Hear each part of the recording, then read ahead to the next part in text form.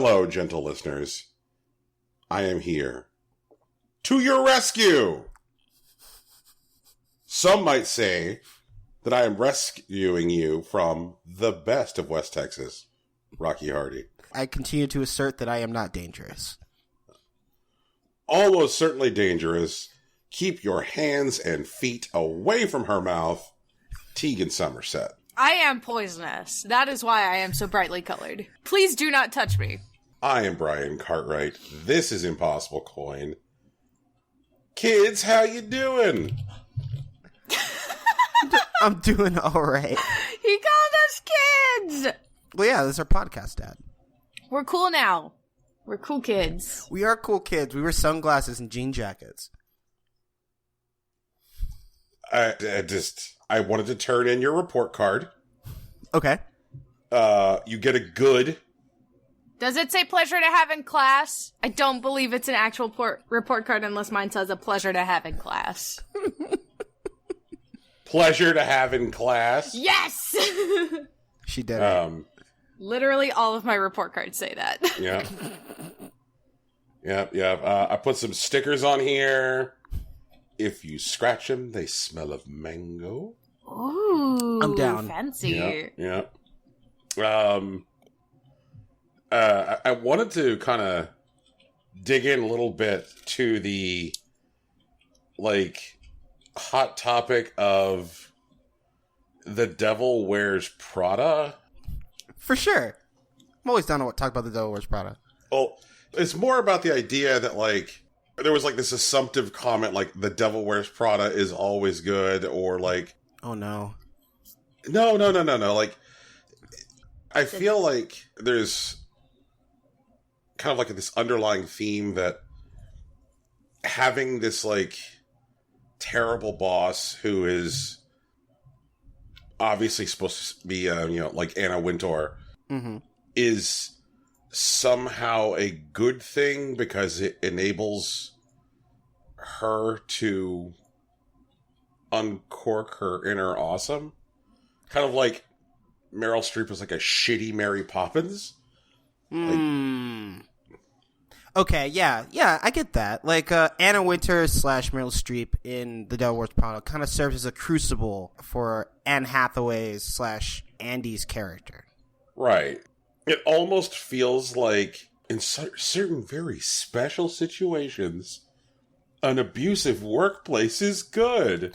Well, I mean, if the same way that rom-coms are kind of a special form of social science fiction. Actually, I'm coining that, social science fiction. Where what if these people were in this particular situation? What can we make happen?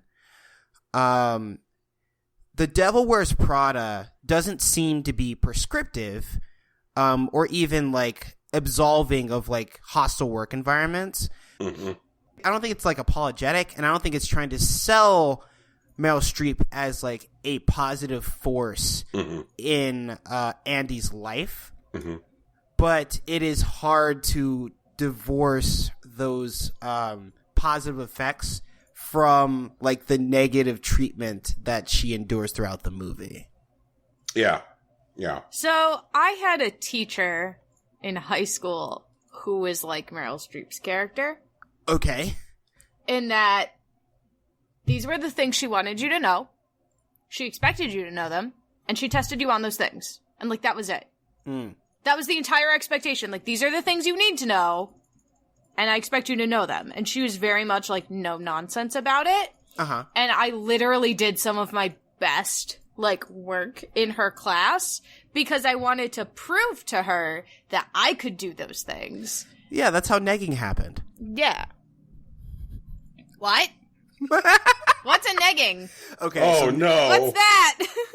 Tegan, is this a bit? No, I don't know what negging is. This is not a bit. Okay. No, it's not a bit. Yeah. Rocky, So in the early proceed. 2000s, there was a man who coined the term pickup artist and stated that he had a scientifically research-backed method of garnering positive sexual attention from women. And one of his core techniques was something called negging, where when you met, say, a beautiful woman that you were potentially attracted to, the way you would express interest is by entering their space, starting conversation, but by sort of backhand complimenting them. What? By like highlighting like, I guess, potentially negative attributes, it would trigger a response in the woman that they would try to prove their worth to you because they're so brazen about tearing you down. What? So that technique has been written about, I guess, modified and I guess developed over years, to the point where like most of the dating population has essentially become inoculated to that particular technique. But for a while, it was just kind of like this weird thing that like guys would do, and women tend to not know what was happening when it happened, and they were just responding to it. And then the meta evolved, and now like negging is just gross and lame instead of gross, lame, and potentially effective. So there are less people, thankfully, in public spaces saying things like, "Your nose draws attention away from the disaster that are your eyes." Yeah. That world exists, Rocky. Yeah, no, those people are still around, but like the important things that they don't win anymore, you know? Win is probably a bad way of phrasing that, but that they are no longer successful is what I should say. I mean, there are definitely people that'll coast along on their devilish good looks, and it doesn't matter what they say, to be honest, but there were definitely people that were like that were doing this, you know, negging on the reg, and it was working for them, so they kept doing it. I keep on like making in my brain the guy who invented negging Tucker Max, but Tucker Max is an entirely different piece of shit. Yeah, god damn it, he wrote a book. He made a lot of money off of this stupid ass book. I mean, Tucker Max wrote a shit ton of terrible books. Oh my god, there's more than one. Hello, listeners. Welcome to this week's segment entitled, Brian is now going to read the titles of Tucker Max's books and see how quickly Rocky and Tegan implode. This will be fun. The Definitive Book of Pickup Lines. No. Belligerence and Debauchery, the Tucker Max story. What? No. That's not a real book. It's a real book, Tegan. I hope they serve beer in hell. I think I've seen that one. I think that's the one I remember. Oh, that one got turned into a movie. Oh, fuck you! Oh my god, are you kidding? I'm not kidding. Assholes finish first. Come on. Hilarity ensues. Wait, is that a subtitle or is that a different That's book? an entirely different book. Jesus, okay. Sloppy Seconds, the Tucker Max leftovers. Oh my god, really? Yep. Mate, become the man women want. Okay, I just need you to tell me how many more of these there are. We got one left. Oh, okay, thank god. The Last Black Unicorn. And that's not just like an interesting like young adult fiction book at all, right? It is not. Okay. All right. Coincidentally enough, it's the last one is not credited to Tucker Max. It is him ghostwriting a book for someone else. So, for Tiffany Haddish. Yes. You know what? I believe that. Honestly, that just seems like the weirdest fucking combo in my brain. Well, no. Okay, so like Tiffany Haddish's like brand of comedy is particularly brazen, and if I were to call people to like potentially ghostwrite Haddish's book, Tucker Max wouldn't be my first call, but he'd probably be in the top 5.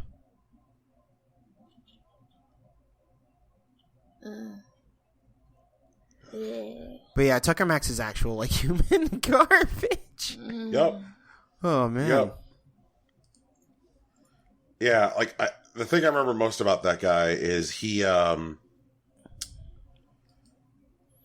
has this like popular story about buying a breathalyzer for like buying a law enforcement grade breathalyzer for lulz and taking it to a bar. And I'm like, how fucking irresponsible can you be? And I'm like, oh, I live in this world, and this is what this world is now. Actually, the only Tucker Max story that I have like real salient memories about is the one where some woman that Tucker Max has already scorned basically had a nurse friend falsify a positive chlamydia test. And so like the scorned woman called Tucker Max and told him that she had chlamydia, and he didn't believe her because he knew that the chlamydia like STD test is like especially painful. I hate that this word is in my mind right now, but the test is similar to like sounding, where they like stick something up your urethra. And right? Yeah. So like she wanted to put him through that with a fake chlamydia test. And so like he didn't believe her because he knew what that test was like, because you know this is the first time he's gotten chlamydia. And she like sends Tucker Max the falsified chlamydia test, so he like bites it and then he has to go get it. And he goes and gets the test, finds out he doesn't have chlamydia, calls her back, super pissed off. She laughs in his face. It's the only thing I really remember about Tucker Max. Oh God. The internet has proven to be a like petri dish for the worst kinds of pieces of shit. They just grow and bloom. It's like a cave where blue cheese happens. Well, I don't think the internet is just like selective. I think it just like allows growth indiscriminately, which isn't the best thing, but it's definitely not the worst. Speaking of the internet, Tegan, I see here something regarding Pornhub. Yep. Can you give us some additional detail and color on what's going on with Pornhub? Yeah, I can. So Tumblr's up for sale again. So Tumblr was originally... Verizon has murdered it? Yeah. So Tumblr was bought by Yahoo, and then Yahoo sold it to Verizon, and then Verizon didn't give two fucks because they don't understand how fan-generated media works. So now they're up for sale, and Pornhub is looking to buy Tumblr. And that'd be good. That would actually work out. That would be very good, because then we could have female-presenting nipples on the website again. There would be an actual way to actually avoid seeing female-presenting nipples should you choose not to see them. And I know Pornhub would actually crack down on the porn bot problem. So, I think that's a win. I'm good with this. Pornhub was hosting Hamilton, so fuck it. They get it. They understand the drive of fan-generated media. It'll be fine. Oh man! One thing I always try to do, like, be incredibly mindful of, is not allowing myself to ever be like wowed or impressed or charmed whenever like a corporate entity does a charitable work thing, or you're giving back to the world thing, or we're just doing it for good, man thing. Because I'm like, somewhere, there's a guy who has like a ledger who's like, it makes sense if we do this. And like, I get it. I know that there is like a very cynical thinking out there which says that like the last great advertising is philanthropy. But I still find myself being charmed by Pornhub being like, hey guys, we're going to dump some like real money and real resources into trying to preserve bees and bring back bees, and like, oh, Pornhub's trying to bring the bees back. Like, yeah, because otherwise you only have one half of the conversation. Birds and. Well, Tegan, the birds aren't fucked yet. No, not yet. Once the bees are gone, though. Guys, birds have been gone for like 30 years. Like, we did this like 2 weeks ago. Oh, no, Rocky. No, he's right, man. They're all robots. They're all androids. Oh, man. The nanomachines, Brian. They're here to spy on us. Because this guy, the CIA, he hates birds. I'll be in the shed.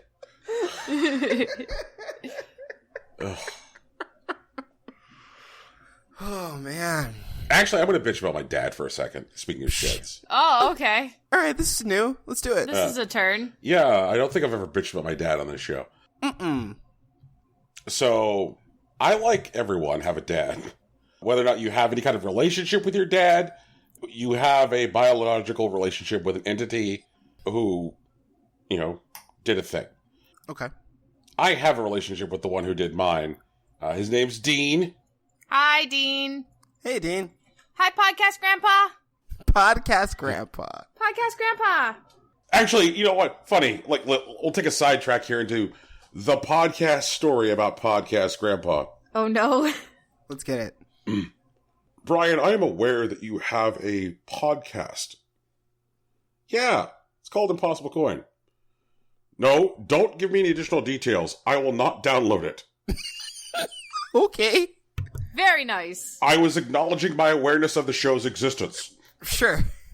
Okay. That's one way to show support.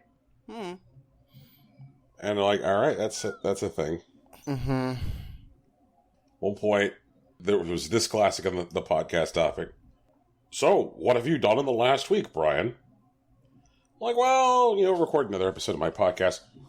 Stop talking about that. I don't want to hear anything more about it. Jesus.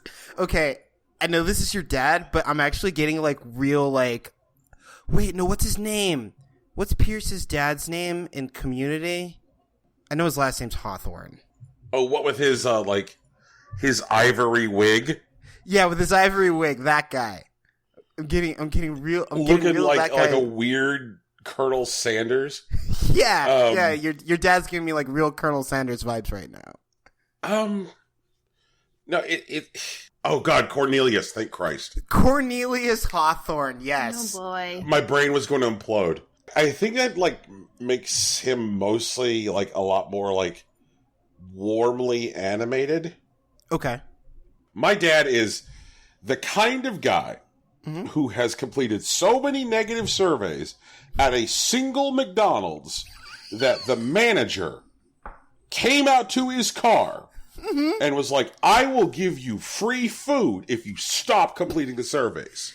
Jesus Christ. Wow! Wow! What? That has to be a lot of surveys. At which point my dad said no, that he had an obligation Oh, shit. to deliver the truth regarding this location. Wow. Oh, man, that's intense. Funny enough, this is all actually not the stuff I want to bitch about my dad for a second. I know. No, this is world building right now, Brian. We're fleshing out the Impossible Coin universe. We're building lore. This is lore building. Yeah, I feel like my dad's the actual podcast dad then. Or actual podcast grandpa. Because my dad's interested. That's nice. He thinks it's cool that I'm doing stuff that's broadcast related. That's cool. That's cool. And he bought my microphone. Well, shout outs to Podcast Grandpa. Thanks, Dad. There's two kinds of podcast grandpas. There's the grumpy kind and the wholesome kind. So, my dad is supposed to be moving in with my sister Erin and her husband. Okay. Erin and her husband just recently purchased a home. They bought their first house, complete with a stick your grumpy old father room. There's a grumpy old father room. Okay. And so he is supposed to be getting his shit squared away so that way he can move in there. He has known about this move for 9 fucking months. He hasn't done shit. Congratulations, Tegan. You are psychic. Yeah! Procrastination king. I told Dad, I'm like, look, Dad, it seems to be that you fucked this up. I've spent the last 9 months yelling at you. But you fucked this up. And you probably, just because of the weird way you talk to everyone about everything, have probably made it unclear to Erin that you fucked this up. Like, she probably has no visibility into the fact that you have shit the bed. You need to call her up, and you need to tell her, you know what, scratch that, Dad. I'm going to call Erin, and I'm going to tell her that you shit the bed. So that way, you know, she can figure out, like, what, if anything, she can do at this point. Because he had already started talking about, like, extending his lease down there. And I'm like, Dad, they bought a fucking house to stick your silly ass. He's like, well, like, I'm not prepared to continue any further on this until they reallocate the intended purpose for the shed in the backyard. I'm like, wait a minute. What? So let me get this straight. You're refusing to fucking pack because you are, like, holding firm over, like, the shed being a place to stick all of your dumb, hoarded bullshit?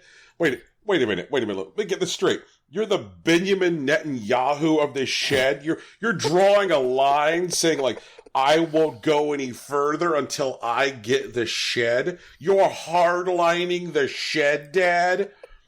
You fucking idiot. And I'm like, and I call up Erin, I'm like, this fucking shed. She's like, I know about the shed. And I'm like, oh my God, the fucking shed. And so, like, Erin calls up Dad, gives him a list of companies to, like, come in and talk. Like, my dad is the kind of guy who has, like, stacks of, like, 12 by 12 cube boxes full of power bills from 20 years ago. Wait, no, hold on. Power bills, you mean, like, the bills that he paid, like, financial records? Correct, yes. Of the fact that he paid for the electricity in his home? Yep. Okay, cool. Got it. Yep. That's a thing my dad has. Mm-hmm. And I'm like, Dad, look, I get that you want to spend all day looking up fucking volcanoes in Iceland and pictures of Jennifer Lawrence. No! Okay, you know what? He's got a very specific set of taste. It's fine. Rocky, has my father broken you? I'm gonna come back down. I will never be broken by this man, Brian. Picture being his son. My condolences, my guy. So yes, I will be in the shed because apparently I need to defend it. Defending the shed. What if they just got another shed? No, Tegan, no. Because you buy one extra shed, next thing you know, the backyard is full of sheds. That's called appeasement. You just buy one shed. He can have his shed, and periodically what you do is you just throw shit from his shed out. Because it's not like he's going in there anyway. You fucking reverse Santa Claus his shit. He wakes up one morning, they're like, oh no, where did all the extra sheds go? Man. Ugh. So, like, there needs to be, like, you might actually need to do, like, a formal, like, negotiation. Well, not you, but, like, okay. Erin. Well, like, all right. Now that we've talked about the potential horror of, like, up to 3 sheds in a backyard. No, just 2. Just 2 sheds. Well, like, it would never stop at just one extra shed with him digging, like, it wouldn't. Point of reference, storage sheds. Are you aware of the idea of storage sheds? I am. Yeah. So my dad has a storage shed in the city in which he lives. He also has an entirely other storage shed in the city I grew up in. Holy fuck. And he had, until I spent like a full year yelling at him about it, an entirely separate second apartment with furniture and everything in it that he was paying utilities on because he just moving out of this apartment is too much work. I'm like, Dad, you realize there could be 900 hobos in there. It's you have a fucking entirely furnished apartment that you're paying all the utilities on, and just you're literally never there. You just write a rent check for a place you never go. I'm like, it could be full of fucking ants. There could be pirates in there. There could be ghosts. Like, and he's just like, where? I'm like, it took a full year. It could be a den of ill repute. Yep, that's right. There could be ants who are prostitutes. Brian, I don't know how to be delicate about this. I'm just going to say this.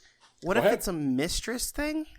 No. Like, look, my father. Intrigue. Look, okay, and I don't know how to be delicate about this. But there is no way anybody is going to let my dad have a slice of the sweet papaya. That is a colorful image, Brian. Yeah, like, seriously. I mean, I have an idea, but it's an entirely other long speech, and it starts to get into, like, my one-man show where I sit on the stage, and I'm just, like, pretend to be Mark Twain for 4 hours. I'm like, I've got some idea. 4 hours? Brian, you need to cut that down. I've got some idea how, like, my dad and my mom happened, but, like, my father plus other human beings in any combination never seems like a good idea. I just can't see my dad rolling up on some honey. Like, okay, my dad is literally a guy who, when, like, waitstaff comes to a table in a restaurant... Mm-hmm. Does he snap his fingers? Nope. He holds his thumb out and does thumbs up or thumbs down. Fuck off. Are you kidding? I'm not. Like Julius Caesar? Yes. My God. Without a shred of irony, this is a thing he does. Oh, man. Oh, and the footnote to the McDonald's story, he eventually started taking this manager's, like, blood money and taking the free biscuits, and then left the bad reviews anyway. Whoa! Did he at least use the alias? Or did you use the same account? Oh, same account, brazenly. Just fucking Jesus brazenly. Christ. That man's unstoppable. That's really horrifying. It's like the fucking Scarface of biscuits. Yeah. I kind of want to see this, like, shed negotiation now. I'm actually pretty interested. Anyway, I was trying to slide into a smooth transition where I'm like, let's move from 3 sheds to 3 houses. Oh, I mean, we could do that. There's some new information that came up for Fire Emblem 3 Houses. We got some of the dialogue between some of the characters, some of the screens that we can actually piece together some information about combat and, monitoring units and, like, developing them. And it looks real dope. So let me see if I can get to the spaces that I want to see. Okay, so, for example, 3 Houses is confirmed to have a time rewind system. Because one of the characters has the ability to rewind time. And it's similar to, like, how it worked in Fire Emblem Echoes, where you could rewind per movement.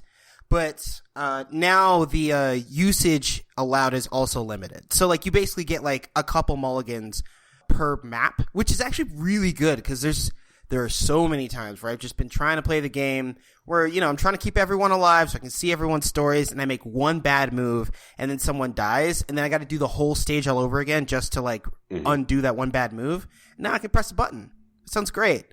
And class changes, which is a staple since the original Fire Emblem, really, is now going to work off of a qualification exam system. Basically, every character can, like, spec into any class, which is different from previous games because usually you start out with a particular class and then you can build into it. Even though in Awakening it allowed you to just, like, reset them with, like, a particular item. In this case, everyone starts, like, unmolded, like, tabla rasas or whatever. And you build your stats, and then it's like, oh, hey, if you wanted to be a cavalier, it looks like you have enough points in horsemanship and sword mastery, then maybe you can take the test and see how you can get into it. And when you switch, when you qualify into, like, a new class, the class becomes unlocked. So you're not even locked into, say, playing, like, Cavalier forever. You can freely switch by just taking, like, another qualification exam. And your level doesn't go back to level 1 either, unlike in Awakening. So, like, characters are more malleable than they've ever been, which is really cool.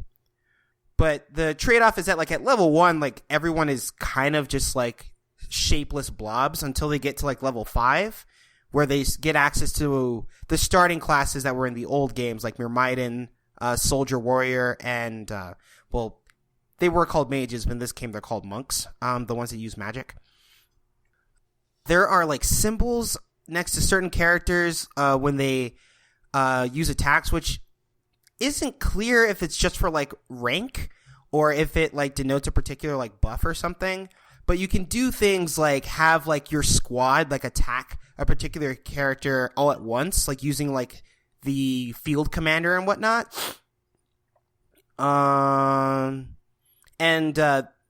The like home world is like very RPG like. You can like run around and stuff. They added weight back to weapons, which is something they took out around Awakening, which was like a peripheral stat that like you needed a certain strength to like operate a weapon at like its maximum efficiency. So like they're definitely like diving full into the complexity of the game, and they're giving a lot of tools for players to play around with. And hopefully the story between like the three houses that you're able to pick is pretty deep, even though they'll probably converge at some point, because like otherwise you end up playing 3 different games instead of like 1. And I don't think Nintendo's like particularly down to do that. But like the heads of the houses, they seem pretty cool. I'm actually a Claude Von Regan fan myself, even if his like group is made up of mostly bowmen, which is kind of lame, but they're also commoners. And I'll be common bow trash if I get to teach this kid. And I don't know. Common like bow trash? Yeah, because like bows are like real shitty in early game.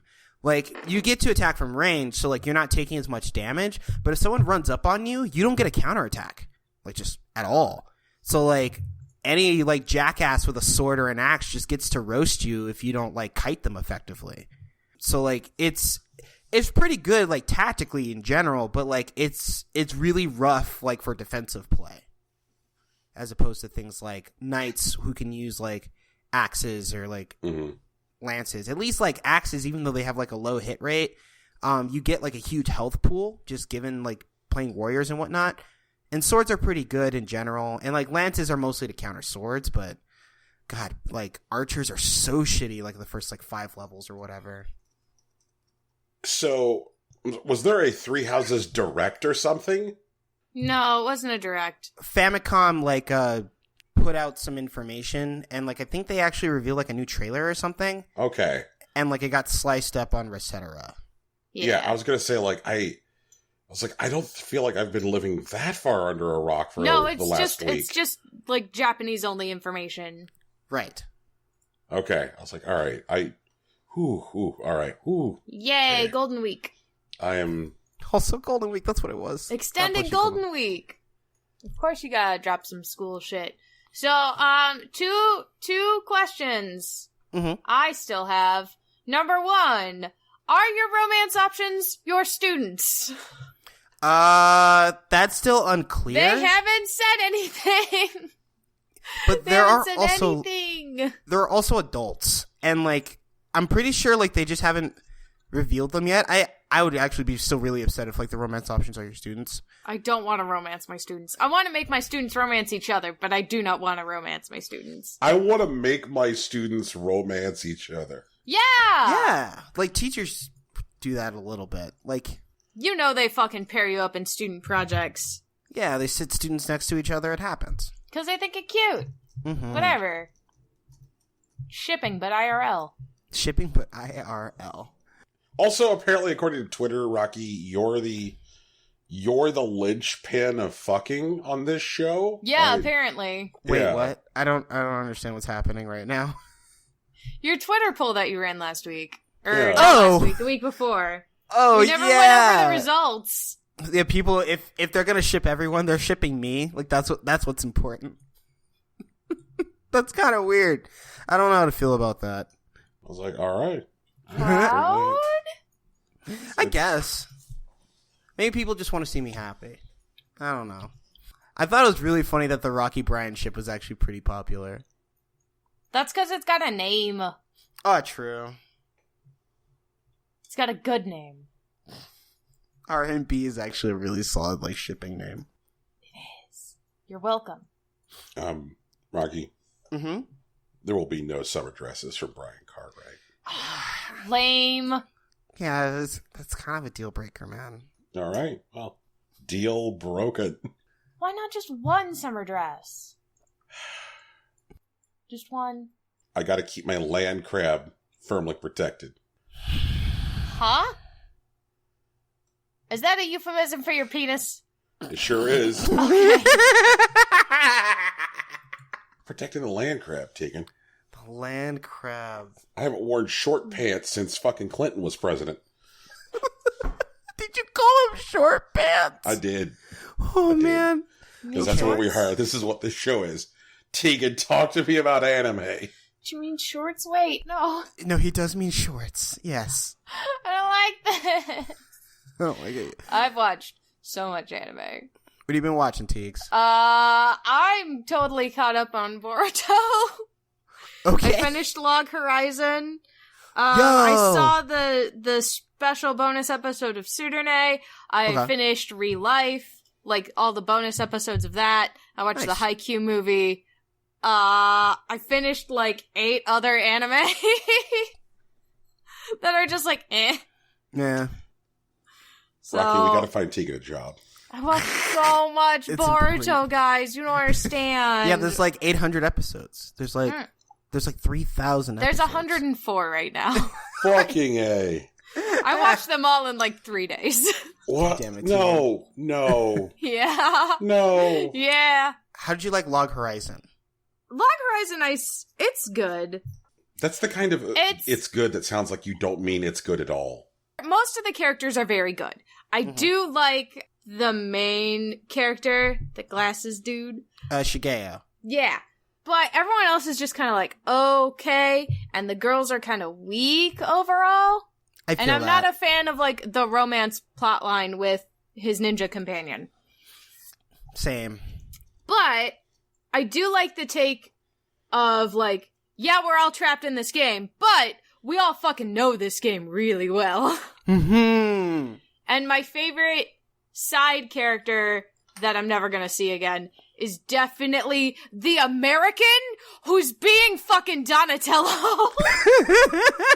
He's a ninja, but he wears all green, and he's got a turtle shell backpack. He does have a turtle shell backpack. He's great. He's my favorite. So when you mean Donatello, you mean fucking Donatello. I mean the actual Ninja Turtle, who is also a teenager. And a mutant. Yeah. No, I'm serious. It was so fun. He's my favorite. He's my favorite, and he was only in there for a little bit. Yeah. Like and there's a fucking gold bot who got stuck, too. Like a gold farming bot. Yeah. And Who she's got like, stuck online. She's like, I don't know what anything is, because I'm not a real person, but, like, I am a gold bot. Hello. but that could be cool. What if she's like slowly like emerging AI? But like That it's would be never gonna be great season 3. if we would ever get a 3rd season, but we won't. Yeah. But the manga did just get, just start being published again. So. Well, that's good. Maybe. I gotta catch up. Maybe. Who knows? I'm glad to hear, though, that Golden Week is not exhausting for the anime fans. I mean, it's only exhausting if you want to do anime things. Like, there's a bunch of anime-based escape rooms going on. You know, because it's Golden Week. And, like, all of those have limited merchandise that you can get. There's, like, concerts and stuff, like that kind of thing. But there isn't, like, it's not like Anime Content News Week. That's, like, that's definitely Wanfest. And there's a winter and summer Wanfest. And then, well, Wonderfest. And then, summer and winter Comic-Con. Those are the big anime times. There's 2 of them a year. So, like... And you know when Wanfest is coming around, because I start reblogging a bunch of anime figures going, oh my god, my wallet is dying. They're so good. It's not fair. You know, because everybody's off during Golden Week. Like, all of these different... all the Japanese wrestling promotions run shows, like, every fucking day. Because there's people to go see them every fucking day. And so, like, Stardom, which I'm, currently diving headfirst into, on the first day of Golden Week, they run the Cinderella Princess Tournament. Ooh. Which is where every member of Stardom's roster who currently does not hold a title participates in a tournament, and then at the end of the tournament, there's a ceremony where the winner comes out in the the princess dress and gets crowned. And then declares what title she's going to challenge for. So it's this whole, like, competing for the Cinderella Princess tournament. And I kind of want to say to the guy who runs Stardom, Rossi Ogawa, like, hey, Rossi, you know that, like, Cinderella kind of was like a scullery maid who dressed in rags, right? Like, I think that if you're looking for imagery for your princess tournament, maybe calling it the Cinderella tournament might be the wrong call. No, I can see why they're doing it a Cinderella tournament, and it's definitely because it's like more of a rags to riches story. You don't have a title, now you have a title. Like, it's a chance to challenge for a title. Right, exactly. Yeah. That's all it is. You're getting to the ball at that point. Okay, all right. You know what? I'll go along with you on that. That makes sense. And then, what the other thing that they do for Golden Week is that each one of the units, each one of the factions in Stardom has a chance to book and promote a show themselves. Like, they do the writing for the show and they come up with the design for the show. So there's, like, each unit does a show which is themed around what they want. And one of the units, like, every year has, like, a match which is like a match where, like, everybody in the match will cosplay as another member of Stardom, and they come out and they do each other's entrances and do each other's moves. And I'm like, that's adorable. Fun. Yeah, that sounds like a blast. Yeah, it wouldn't be exhausting if, like, every fucking promotion in Japan didn't have, like, tons of extra content because of Golden Week. So it's like Stardom, here's all this extra content. New Japan, here's all this extra content. DDT, here's all this extra content. And I'm like, God, I fucking hope that the anime fans have an easier time of this. Yeah, no, our big time. We have a summertime and a wintertime. Oh. And that's when all the major announcements come up, and I'm still waiting for Digimon Survive. Supposed to come out summer this year. On my Switch. I'm waiting. So, Rocky, is Friends of Ringo Ishikawa either anime or wrestling? Neither. Actually, Brian, this is a game that I think you'd really like, if you don't already know about it. Friends of Ringo Ishikawa is, like, it's a sort of open world RPG game, and the experience is a mashup of, like, side-scroller beat-em-ups and, like, Persona, like, school, like, living and whatnot. You play as Ringo Ishikawa. He has a group of friends that have a small gang in their hometown, and it's Ringo's senior year, and he's starting to, like, really try to think about his future. So you can do things like go to class or study, or you can go around and just beat up hoodlums. Occasionally you make alliances with other groups. You can also, like, your friends have, like, different arcs that, like, take them different places. For example, there's a girl that's, like, a childhood friend who is trying to study a lot harder to get into college. You have another friend, Ken, who is a boxing hopeful, and there are a couple story events that relate to him. I think I did something wrong. I might not have. There's a fight that he gets in where he, like, fractures his hand and he's not able to go into the tournament. And since it's, like, his senior year, it was his last chance to, like, go into it. That really sucks. There's also there are two, like, combat sport teams on campus. There is a judo team and a karate team. And, like, the judo teacher hates you, but the karate teacher's, like, bros. And, like, one of your friends is, like, in the karate team, Shido. There is a theater that you can go to, where, like, not like a theater on campus where there's someone that's trying to get you to do the school play, and, like, the principals, like, really want you to, like, graduate or whatever, but, like, you also could potentially get expelled if you cause too much trouble. And there's, like, a bunch of people in, like, the game where, like, you can go around the world. Like, if you don't want to, like, be in class, you could just be a delinquent and beat up people, and, like, you can get, like, part-time jobs. But, like, me, you know, being a nerd, the first thing I wanted to do is just make sure school is, like, set up right. And, so, like, I spent, like, my first, like, 2 weeks just studying, and I got, like, A's on my next tests. And then the principal actually gave me, like, a research, like, job, because apparently you get a scholarship if you do well in your grades. I don't know if that's just Japan or if it's just this game. Mm-hmm. But, like, I got all A's on, like, my first exam, and, like, the principal gave me, like, 10,000 yen. And I'm just like, fuck, I wish I was getting this kind of money for, like, my grades. I was not. That was not my experience. But I guess I didn't need that motivation, so whatever, I guess. And, like, the research paper pays, like, for the same thing. So, like, you have to sit down and, like, do the research paper. And I read a bunch of books in the library, and, like, a bunch of books are, like, useless. But, like, 3 of them, if you read them in a particular... read those 3, like, you get access to speed reading, and it makes, like, all the reading tasks faster. And I bought all the books at the bookstore, and I've been reading through them. There's some classic stuff, like Anna and, like, The Odyssey, but they're, like, really long, but speed reading makes them really easier to read. A lot easier to read. Jesus. Just slurring words here. Really easier to read. Yeah, right? It makes it a lot easier to read.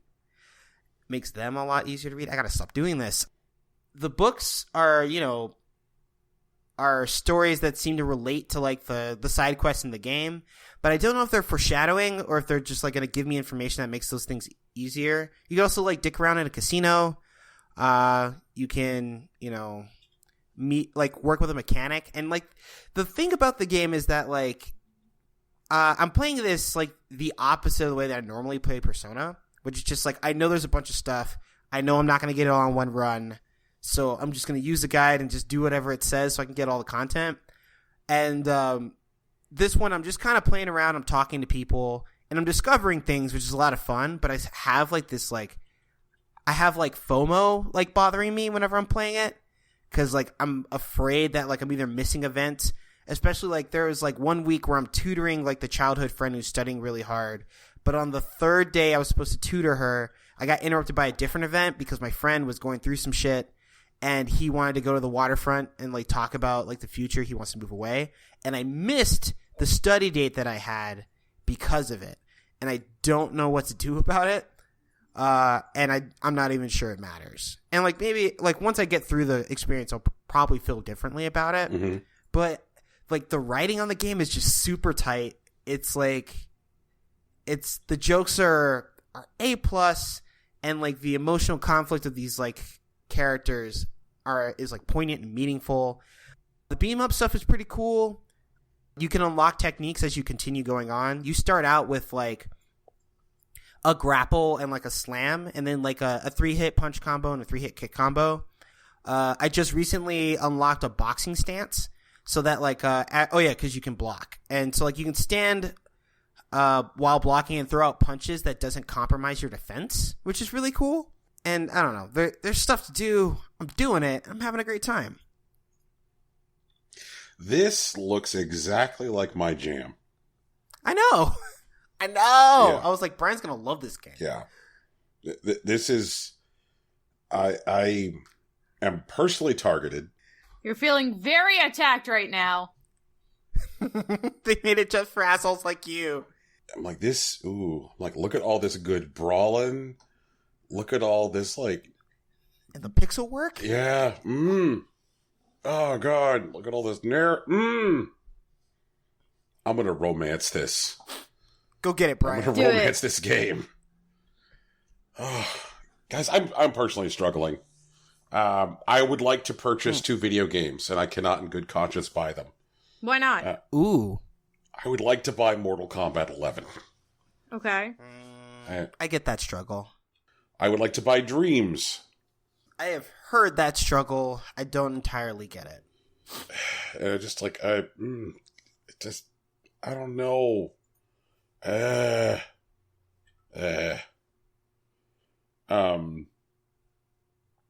I think that, like, Dreams kind of, for me,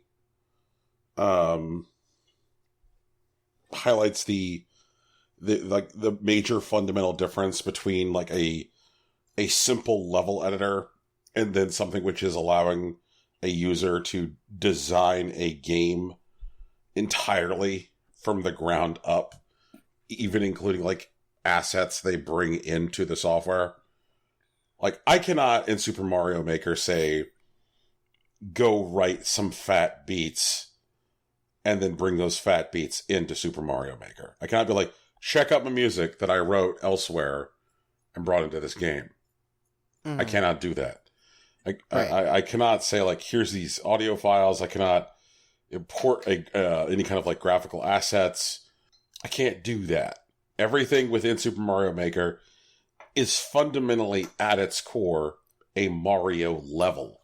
Also, when I play Super Mario Maker and when I create Super Mario Maker, what I can do is make a level at a time. I can't say make an overworld map or make multiple exits for a level.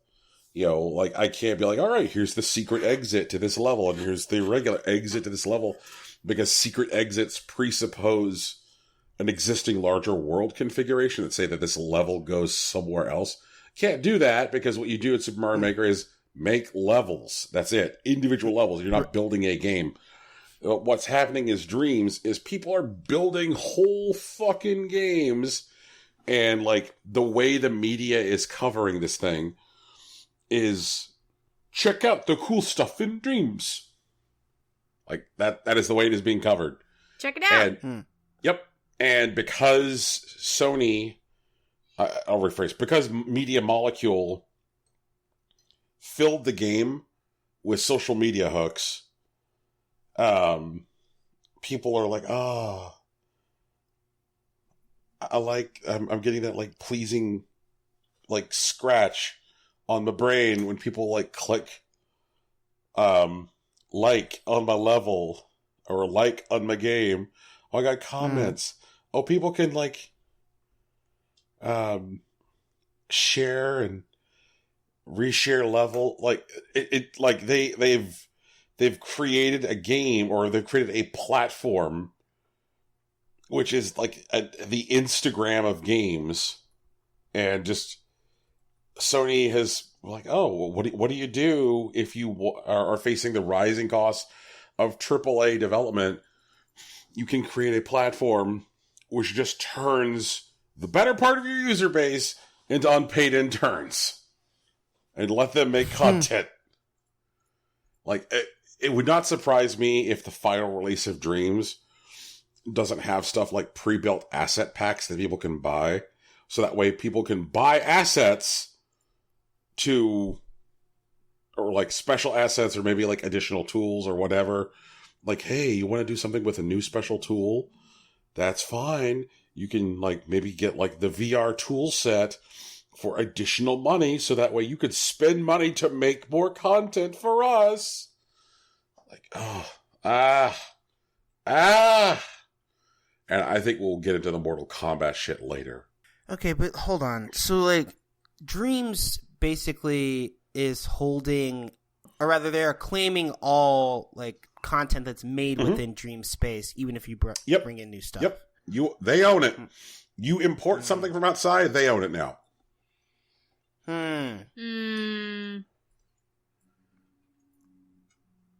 Which, by the way, is the same thing that, like, you know, Facebook does, and Facebook does with Instagram.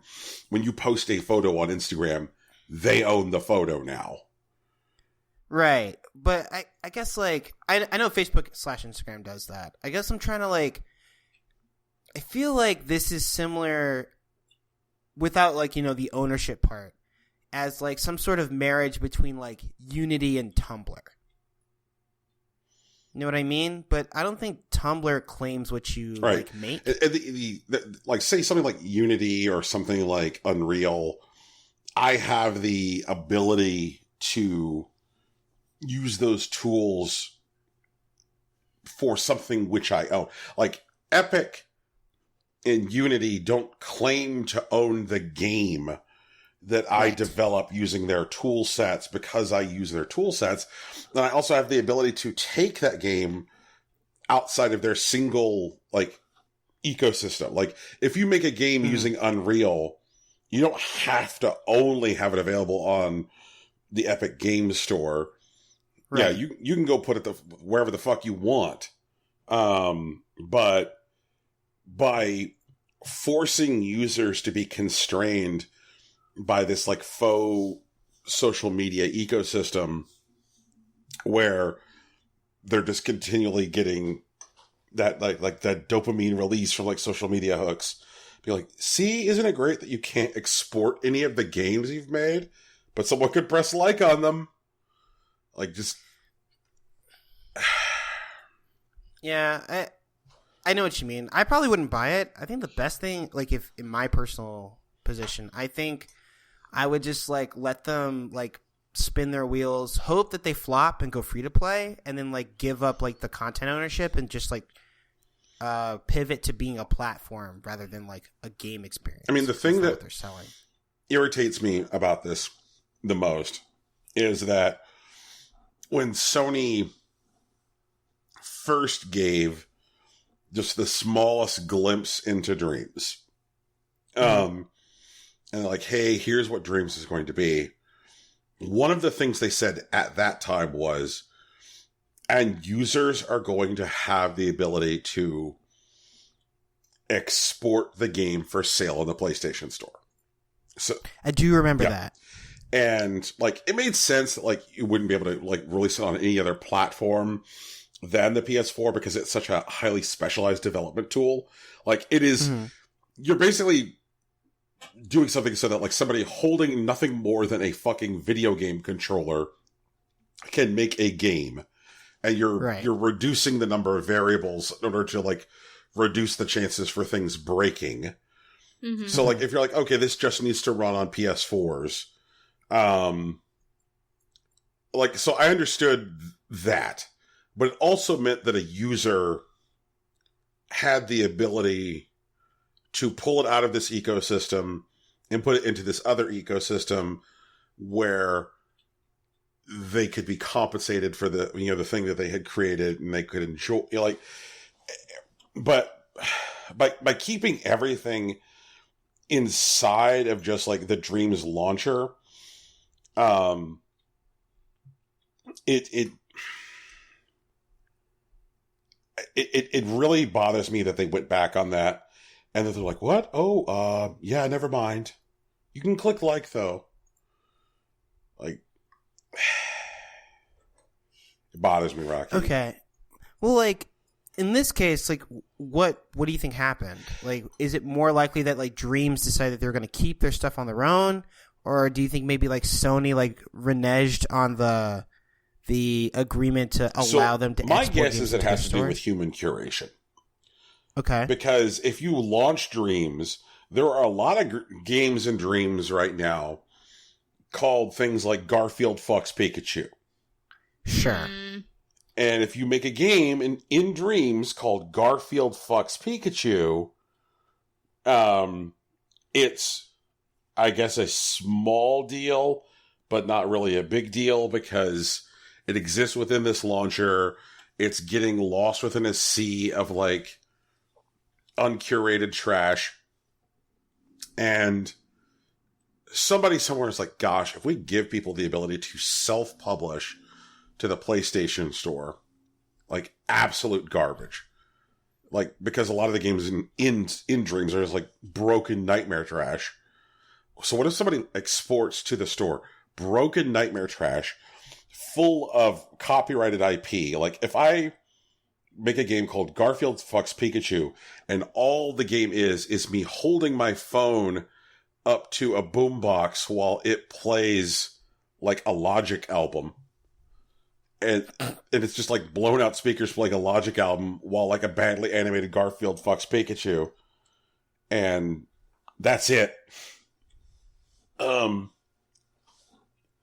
Sony now has several problems, which could only be solved by, like, increased human curation, increased staffing on the store management side. They're like, if we allow people to publish games and get paid for games with, like, minimal interference and not having to have stuff like portfolio managers and not having to deal with account managers and not having to have relationships with people on, like, the Sony publishing side, where all they're doing is pressing a button and it shows up on a store, then we're going to need a lot more dudes. So how about this?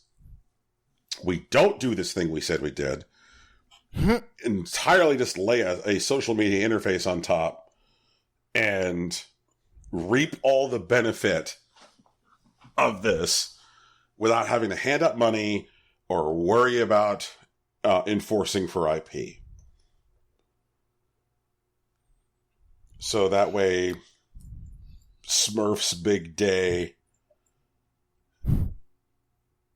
at fill-in name of other protected IP here. You know, Smurf's Big Day at Sterling Cooper. We don't have to worry about, like, taking that down or finding it.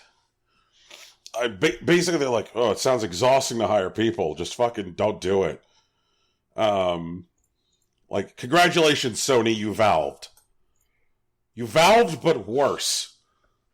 Again, like, a lot of problems could be solved if you just hired people. But it sounds exhausting and expensive, Tegan. Oh. Because those are the worst things. Right. Apparently. Yeah, exactly.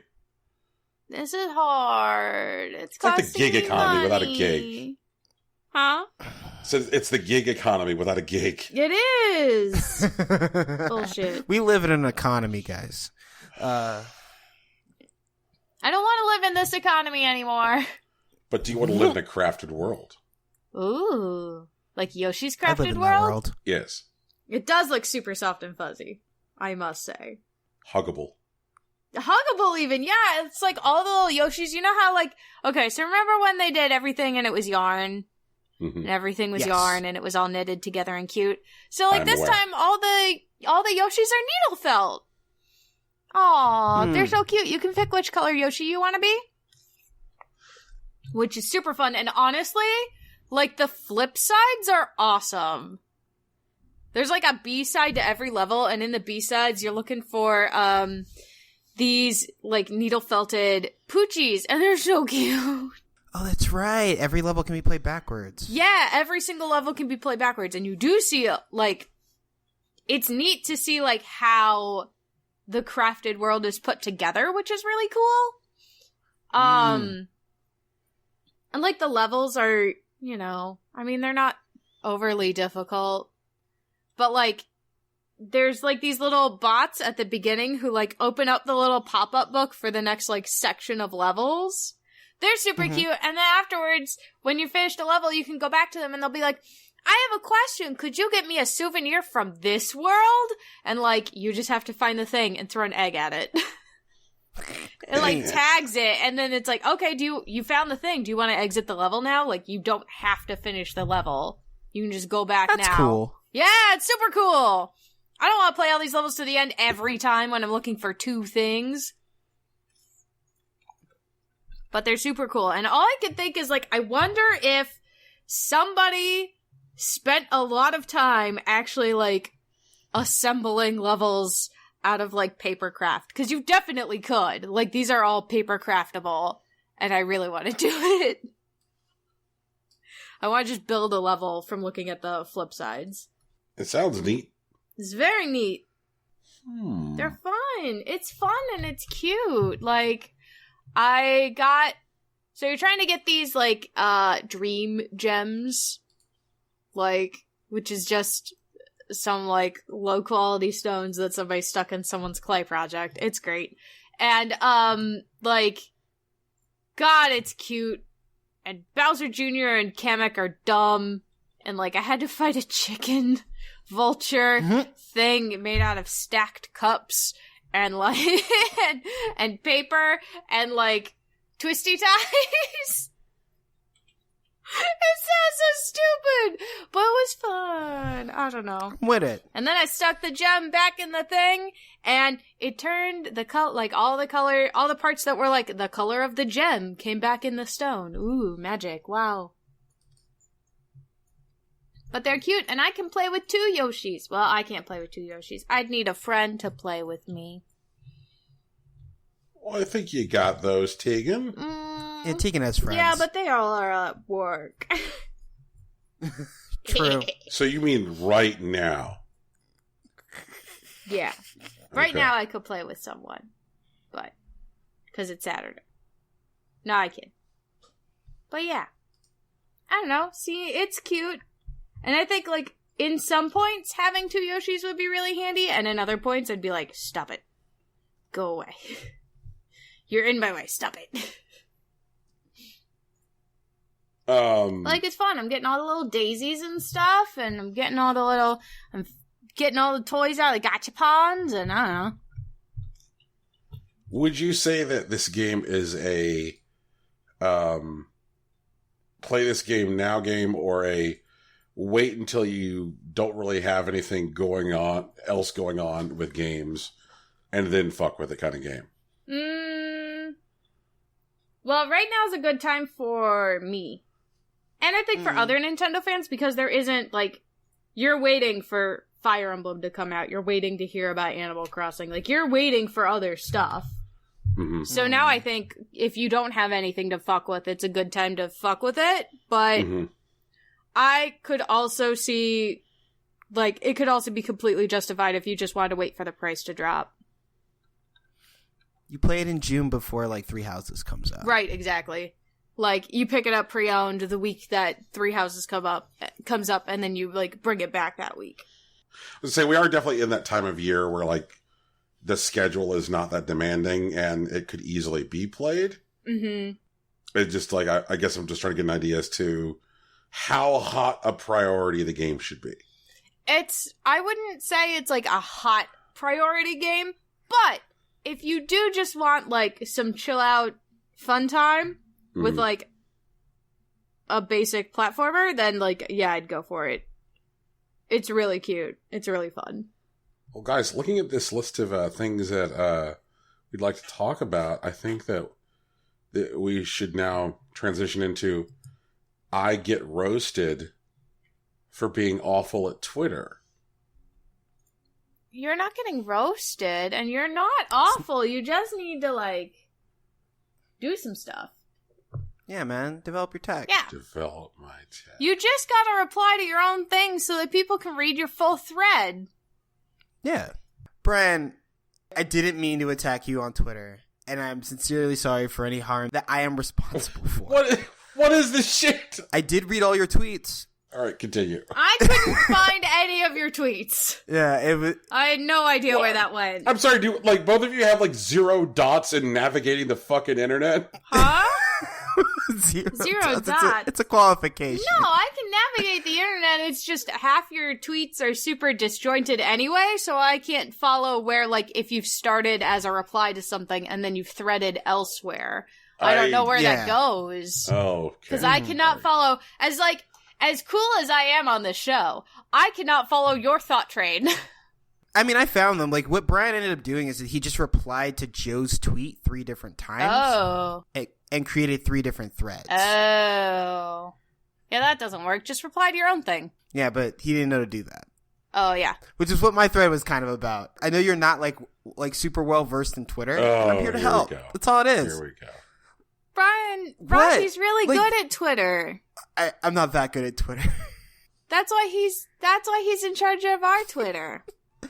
Like, Twitter's like, it's supposed to be intuitive, but in a lot of ways it's not. And there are definitely things that people know about Twitter that new users probably just won't immediately recognize. And so, like, I just noticed that your tweets weren't threaded, so I try to, like, show you how, like, to thread tweets on a reply so that you could do so in the future. Because you were actually making some pretty good points. But the problem is that someone, like, peripherally connected to Joe or any of us, because it shows up in our likes, like, they're going to see, like, the one tweet that we liked and it looks like it's part of a thread and they won't be able to read the rest of it. Like, they'll have to, like, spend another, like, I don't know, minute and a half, 2 minutes just trying to figure out where the rest of the tweets are. Instead of them just being in a line, they could just read them as, like, cohesive thoughts. You click one button. One button, and you see them in order. On yours or on mine? Because, like, I didn't see them in order on anyone's. I didn't see them in order either. Click one fucking button. All you have to do is click Joe's comment, and it shows all of the replies to... No, it didn't. That was my problem, because I saw Joe's thing, and then I saw one of yours and nothing else. No, you click Joe's tweet, and then it would show you every reply to Joe's tweet, because that is how Twitter works. But they weren't in order. That's the problem. Because of the order you posted them in, they end up in reverse order. I'm fucking retiring from Twitter. I mean, you don't have to. Like, you just gotta reply to your own replies. Reply to your reply. I just need to do nothing but screen caps of Facebook posts. And Oh boy. Brian, look, oh my god, like, Brian, I'm saying that you could be in the majors, man. No. And like, you're just like no. you want to like, Fuck you'd it. rather just like hang out I'm with the going to minors. make all of my because, like, Twitter posts in dreams now. Fuck it. Feed him beans. I don't know if there's a feed and beans moment, Brian. Well, this is clearly a bean-eating moment. Would anyone care to discuss the news? Sure. Let's do it, man.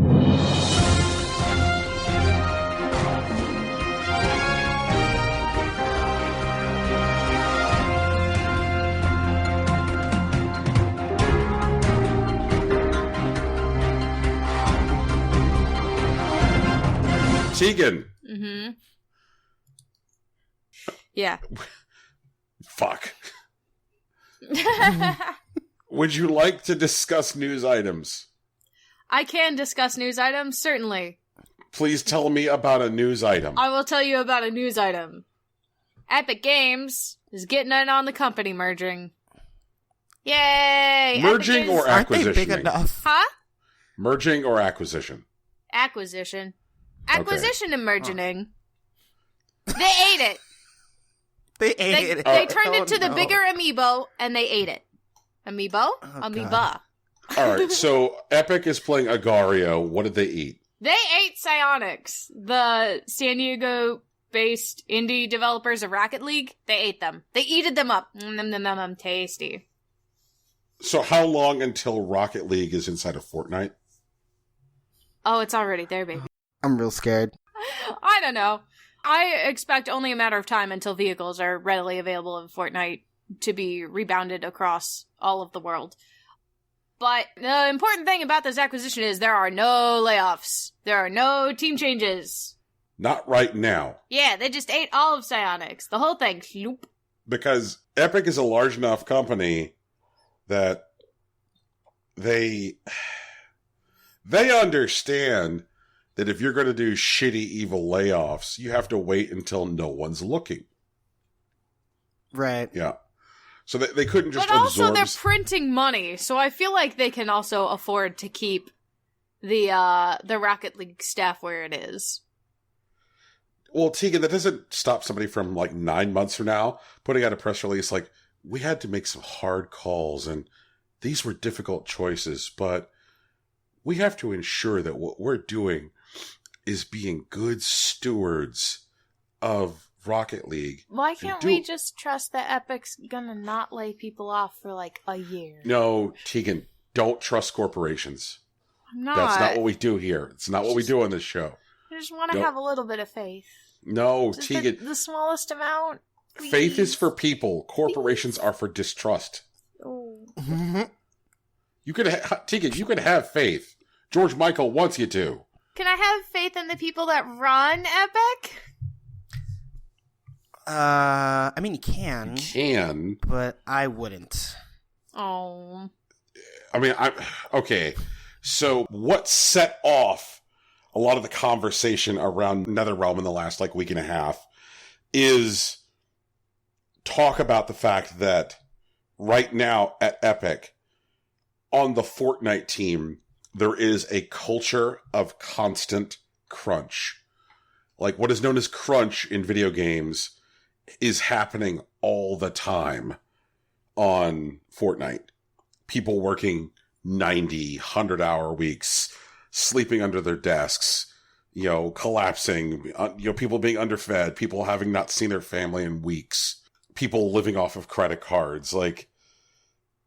So I just don't see a corporate entity which is responsible to a profit motive, which is doing that to human beings right now, not deciding to shit can some human beings in 9 months when they think nobody's looking. Oh. Tegan, have I made you sad? Yes. Tegan? Yeah. You're wrong. I didn't make you sad. Epic made you sad. No, I think you Brian. did it. I think it's... I think you got to cop to that one a little bit. I may have made you aware that Epic made you sad. No.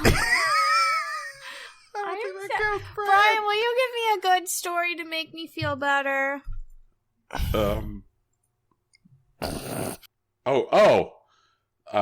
guess the next story is mine. So, guys, as you may be aware, the internet is populated by babies. I mean, it is the internet. Yep. And so, because the internet is populated by babies, we are now going to talk about the Sonic trailer. Sick. Yep. So, the Sonic trailer came out. Mm-hmm. And then when the Sonic trailer came out, there was a whole bunch of performative hand-wringing about it. People climbing on Twitter and being like, I'm about to die of toxic shock due to Sonic trailer. Please send tweet. And I mean, it's bad. It is bad, man. And I think the thing that bothers me about this is that virtually every human being who was performative Sonic tweeting does not have any kind of emotional resonance or connection with Sonic whatsoever. They're just like, I'm aware that Sonic is a thing that exists. I think old people play it. Or really young people, but not me. Mm. But it's like there was some kind of like weird like internet tribal call to arms where people are like, I see that everyone else is angrily tweeting about Sonic, so I too shall angrily tweet about Sonic. And like I just see all these people are like blah blah blah teeth, blah blah blah fur, blah blah blah muscular legs, blah blah blah eyes. And I'm like, none of you fucking care. This is a movie for babies. I care. This is a movie. I care, and those teeth are frightening. This is a movie for Tegan, this movie's not for you. It doesn't matter. It's scary. Tegan, this movie's not for you. The teeth are bad. He's a hedgehog. Those should be fucking quills, not fur. Tegan, what the shit? No. Tegan, no, this I'm movie's not for you. The Detective Pikachu movie isn't for me either, and guess what the fuck I'm gonna see? Right. The but you know what? Detective Pikachu movie. That's swell and all, but the Sonic movie is not for you. The Sonic movie is not for you. It's for me. It's for me so I can see my son Tails. Okay. You know what, Brian? I'm gonna bite today. I disagree with you. I think that the Sonic movie, while it is like made to like introduce people to the Sonic property, as backwards as that really sounds given Sonic's history, I think it's made to capitalize on the nostalgia and its brand recognition. They're not trying to like make a Sonic movie because it's a new IP that someone had a really great idea about. They're trying to make a Sonic movie because Sonic already has like worldwide brand recognition and built-in IP. And the people that like decided on Sonic's look decided to reinvent the wheel for reasons that don't make logical or financial sense. One of the things that I have beef with in the particular trailer is where they flashed a graphic where it says directed by or produced by someone that worked on the Fast and the Furious series. But like the Sonic films and like movies have made more money than like the Fast and Furious series. Like if they're actually, Sonic is more recognizable than Dominic. Like, and they decided to make something completely counter to Sonic's brand, but they still want to sell it as Sonic the Hedgehog. They put the word Genesis in some like weird wink to like people that knew that Sonic came out on the Sonic Genesis because they want those people to engage with his property. And then they just like try to make something from scratch because they wanted to do something different, I guess. I mean, plus they already have a shoe deal. Like, there are already shoes that look like Sonic shoes that you can actually buy, so there's no need to give him regular fucking tennis shoes. Well, I don't think, like, this is, like, particularly branded to me, because honestly, they probably would have done a better job. But they definitely want people that know and appreciate Sonic as a property to, like, engage with this content. And to take their children to see it. Okay, and I'm glad you said that, Tegan, because that is the way that they want people who think that they care about Sonic to engage with this. Because but people who care about Sonic aren't going to see it because it's garbage. Like, he looks like garbage. I'm willing to sit through a garbage movie if it looks good, but Sonic doesn't look good. So, Sonic's already, like, interacted with real people and real buildings as his, like, hyper-stylized form. All so right. it's not like that would look weird. It looks weird because he doesn't look like Sonic. He looks like a weird blue-dyed, poorly put-together furry costume. The best part of that entire trailer is Eggman. He looks great. None of the Sonic people were going to be happy with that trailer. I disagree. Because we have Detective Pikachu. Like, all the Pokemon people are happy. The Pokemon people are very happy. Yes, but those are the Pokemon people. Those are different people. Okay, so what do you mean? There's no crossover between Pokemon and Sonic people? Okay, Sonic does not actually have fans. Oh, that's Okay. bullshit. Brian! That is Brian. bullshit. Are you guys going to let me talk here? No. Okay, go All ahead. right. So, Sonic does not have fans. Mm-hmm. There are people who think that they're Sonic fans. Okay. They're not. Sonic is like a okay IP at best. Sonic 1 is a bad video game. Sonic Adventure is a bad video game. It's been all downhill from there with the exception of Sonic Mania. Sonic Adventure 2 is bad. The one where he's a werewolf is bad. Like, there are lots and lots of bad Sonic video games. Here are your good Sonic video games. Sonic 2, Sonic 3, Sonic CD, and Sonic Mania. Now, in the 25 plus years of Sonic's existence, that is 4 good video games. A shitty cartoon series, a shitty comic published by Archie fucking Comics, occasional cereal, and some dumb shit. The way people engage with Sonic is in this like weird, like half-remembered dream fugue state where they're like, I think I remember liking Sonic. Yeah, I liked Sonic. It's kind of like trying to remember the name of a song that you can kind of like half remember.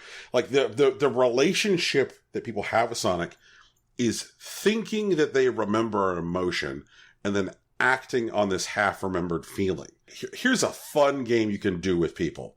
It's a game I did this week. So people are like, yeah, man, I love Sonic. I love Sonic. I'm like, oh yeah? You love Sonic, huh? You love Sonic, huh? Yeah, I love it. That's cool. You remember the name of the first world? Yeah, man. Green Hill Zone. That's cool. What's the name of the zone after Green Hill? Are you What? gatekeeping Sonic? Like, yeah, just give me the name of World 2. Are you gatekeeping Sonic? Huh? I think you might be. I think you're gatekeeping Sonic. No. Tegan, I am not a Sonic fan. I Right. could give 2 shits, but I also understand that I could give 2 shits about Sonic. What I'm saying is that, like, the idea of people thinking that they love, like, because I look at the way that Nintendo fans interact with the Nintendo IP. Mm-hmm. A person who loves Mario or loves Zelda or loves Pokemon, they continue to engage with the IP over the years as long as video games in general are still part of their life. If you're like, I love Zelda, I'm going to play Breath of the Wild. I played these games when I am young, I'm going to play them now because this is what I do. Like, this is still actively part of my life. The way people engage with Sonic is saying, yeah, I used to play Sonic. Those games were neat. Like, Sonic is not something that people check in on or check up on. Like, people engage with Sonic by sticking their kids in front of Sonic and saying, hey, kid, I liked Sonic when I was a kid, so please play some Sonic. So, like, the reason I say that, like, the prospective audience of this movie is kids is not just because I say it's a kid's movie. I recognize the fact that it's a kid's movie. I'm saying that the way that most adults who say that they like Sonic interact with Sonic is by sticking their kids in front of it, which is why Sonic video games continue to sell, not because people who have engaged with the IP in the past are continuing to play it, but as a generation of adults have children who are of video game age, they'll say, oh, I played Sonic at a time, once upon a time, I am now going to stick my kid in front of Sonic. And that's fine. That's okay. And like, I think that's cool. And it's kind of neat because there aren't really many other video game IPs that are generational in that way, where like the common cultural understanding of mostly how it is. Like, no, there aren't like adults out there who, like the fucking Hungry Caterpillar is a banger. I'm going to go read the Hungry Caterpillar. The Hungry Caterpillar is a banger. What the fuck are you talking about? No, Tegan, but there aren't like 40-year-olds in smoking jackets sitting around with the fucking Hungry Caterpillar and be like, oh, the finest. Like, they hand it to their kid, and then the kid experiences it because it's a kid's thing. They're like, and that is what Sonic is. Sonic is a kid's thing, meant for kids, handed down by former kids to fresh kids. It is not a thing that transcends age. Nintendo design is timeless. Nintendo design is free of the constraint of age. Nintendo design is intended to touch adults and children and speak on levels that resonates with you as you grow older. Nintendo design sits in oak barrels, finally aging, and as you come back to something 10, 20 years later, 30 years later with Nintendo, you discover new things in it. The reason Super Mario Level 1-1 was good for you when you were 7 is different than the reason why it is good for you at 39. And you still love it, but you love it for whole new reasons because the game grows in your esteem because of how finely designed it is. Sonic has always sucked, but it's okay for it to suck. Things are allowed to suck. Things are allowed to be bad. It's fine for us to like bad things. There's nothing wrong with that. There is television I watch that absolutely sucks shit, but I love it. Riverdale is a bad television show, but I eat that shit up like cornflakes. But I also recognize the fact that it is fundamentally a bad show. Like, Sonic is bad. Sonic has always been bad. It's okay for it to be bad. And all of this performative Sonic hating seems to think that Sonic is much better than Sonic actually is, and that people's emotional relationship is different with Sonic than it is. And so now what is going to happen, because the animation studio handling Sonic for this film is Blur. Now that Jeff Fowler, who is the director of this fucking movie, has gotten out there and said the following, Thank you for your support and the criticism. The message is loud and clear. You aren't happy with the design and you want changes. It's going to happen. Everyone at Paramount and Sega are fully committed to making this movie, making this character the best it can be. # Sonic movie. # gotta fix fast. I'm like, oh, # gotta fix fast, huh? So they're not moving the release date for this fucking movie. This movie, which has been in production now for 18 months, is now going to have all of the Sonic animation changed in time to make its November 6th release date. Sorry, November 8th. So they're pulling out all the Sonic and replacing all the Sonic in a studio that has no labor protection, has no union protection, because the last great frontier of people getting fucked in filmmaking is CG animation. Union protection for CG animators is intermittent at best, and Blur has no such protection.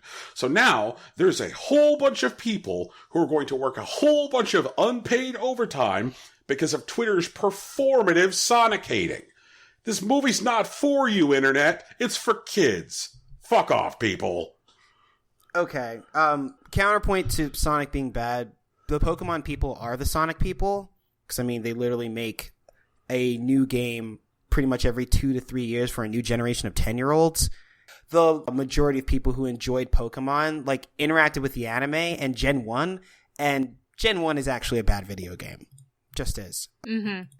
While Twitter did make enough noise to have Paramount and Sega try to backtrack and redo the design, and Blur is definitely going to pay the price for it, I don't think Twitter was the problem here. Definitely had a style sheet that's been in practice for, let's say, 20-odd years as to what Sonic looks like, and they decided, we're not going to use this. We're just going to make something else. And then they brought it to the public, and when the public immediately recognized that this isn't Sonic, they got yelled at for it. But the problem isn't the fact that people are yelling at them. It's the fact that it doesn't look like Sonic. They took an IP that they're relying on to sell this movie. Because if this movie wasn't really about Sonic, they could have called it anything. They could have called it, I don't know, James the Hedgehog, and try to sell it that way. And, like, it could have been, like, not Sonic, but they didn't want to sell not Sonic. They wanted to sell Sonic, and then they didn't make Sonic at all. So, Sonic has a look, right? Sonic has a immutable, unchangeable look. I'm not going to agree to that. There's at least 3 distinct looks for Sonic, but they hold a couple of things in common. They have conjoined eyes, they have non-muscular limbs, and like oversized shoes with a large torso. That's Sonic the Werehog. That is Sonic the Werehog. That's not the same as saying that's Sonic. That's Sonic in a very specific form. They didn't even call him Sonic the Hedgehog. They made up a new name for him because it was a different form. And like people didn't like it when it happened, but like we can still tell that this is definitely Sonic.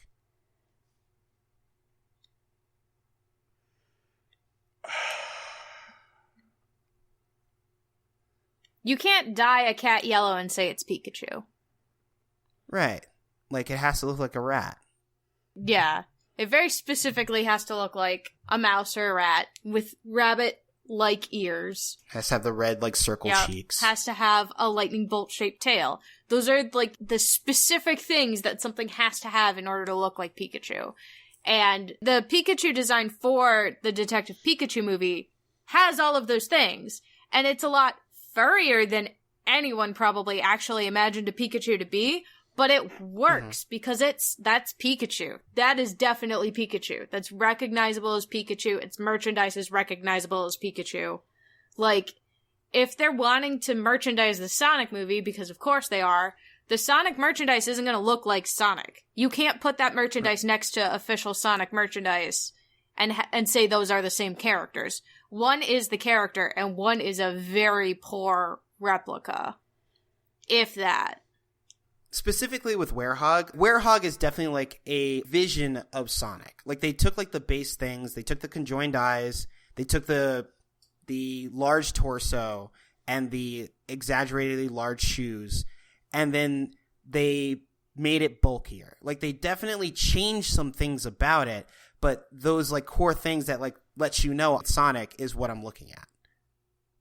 I definitely agree that there are people like intergenerationally that vaguely remember IP and like try to continue to interact with them through their children, and they are willing to allow like certain things to change. I just where is the rage line? Like when the eyes are not conjoined. That's when, the like, rage line. Shoes, so you're telling me that people would not be acting like we're fucking shelling Gaza if his eyes were conjoined. Yeah, and his legs, like when they show the silhouette with like the muscular limbs, like people were popping off about that. That was a thing. When Sonic Boom came out, the internet had an absolute shit fit about what you're looking at.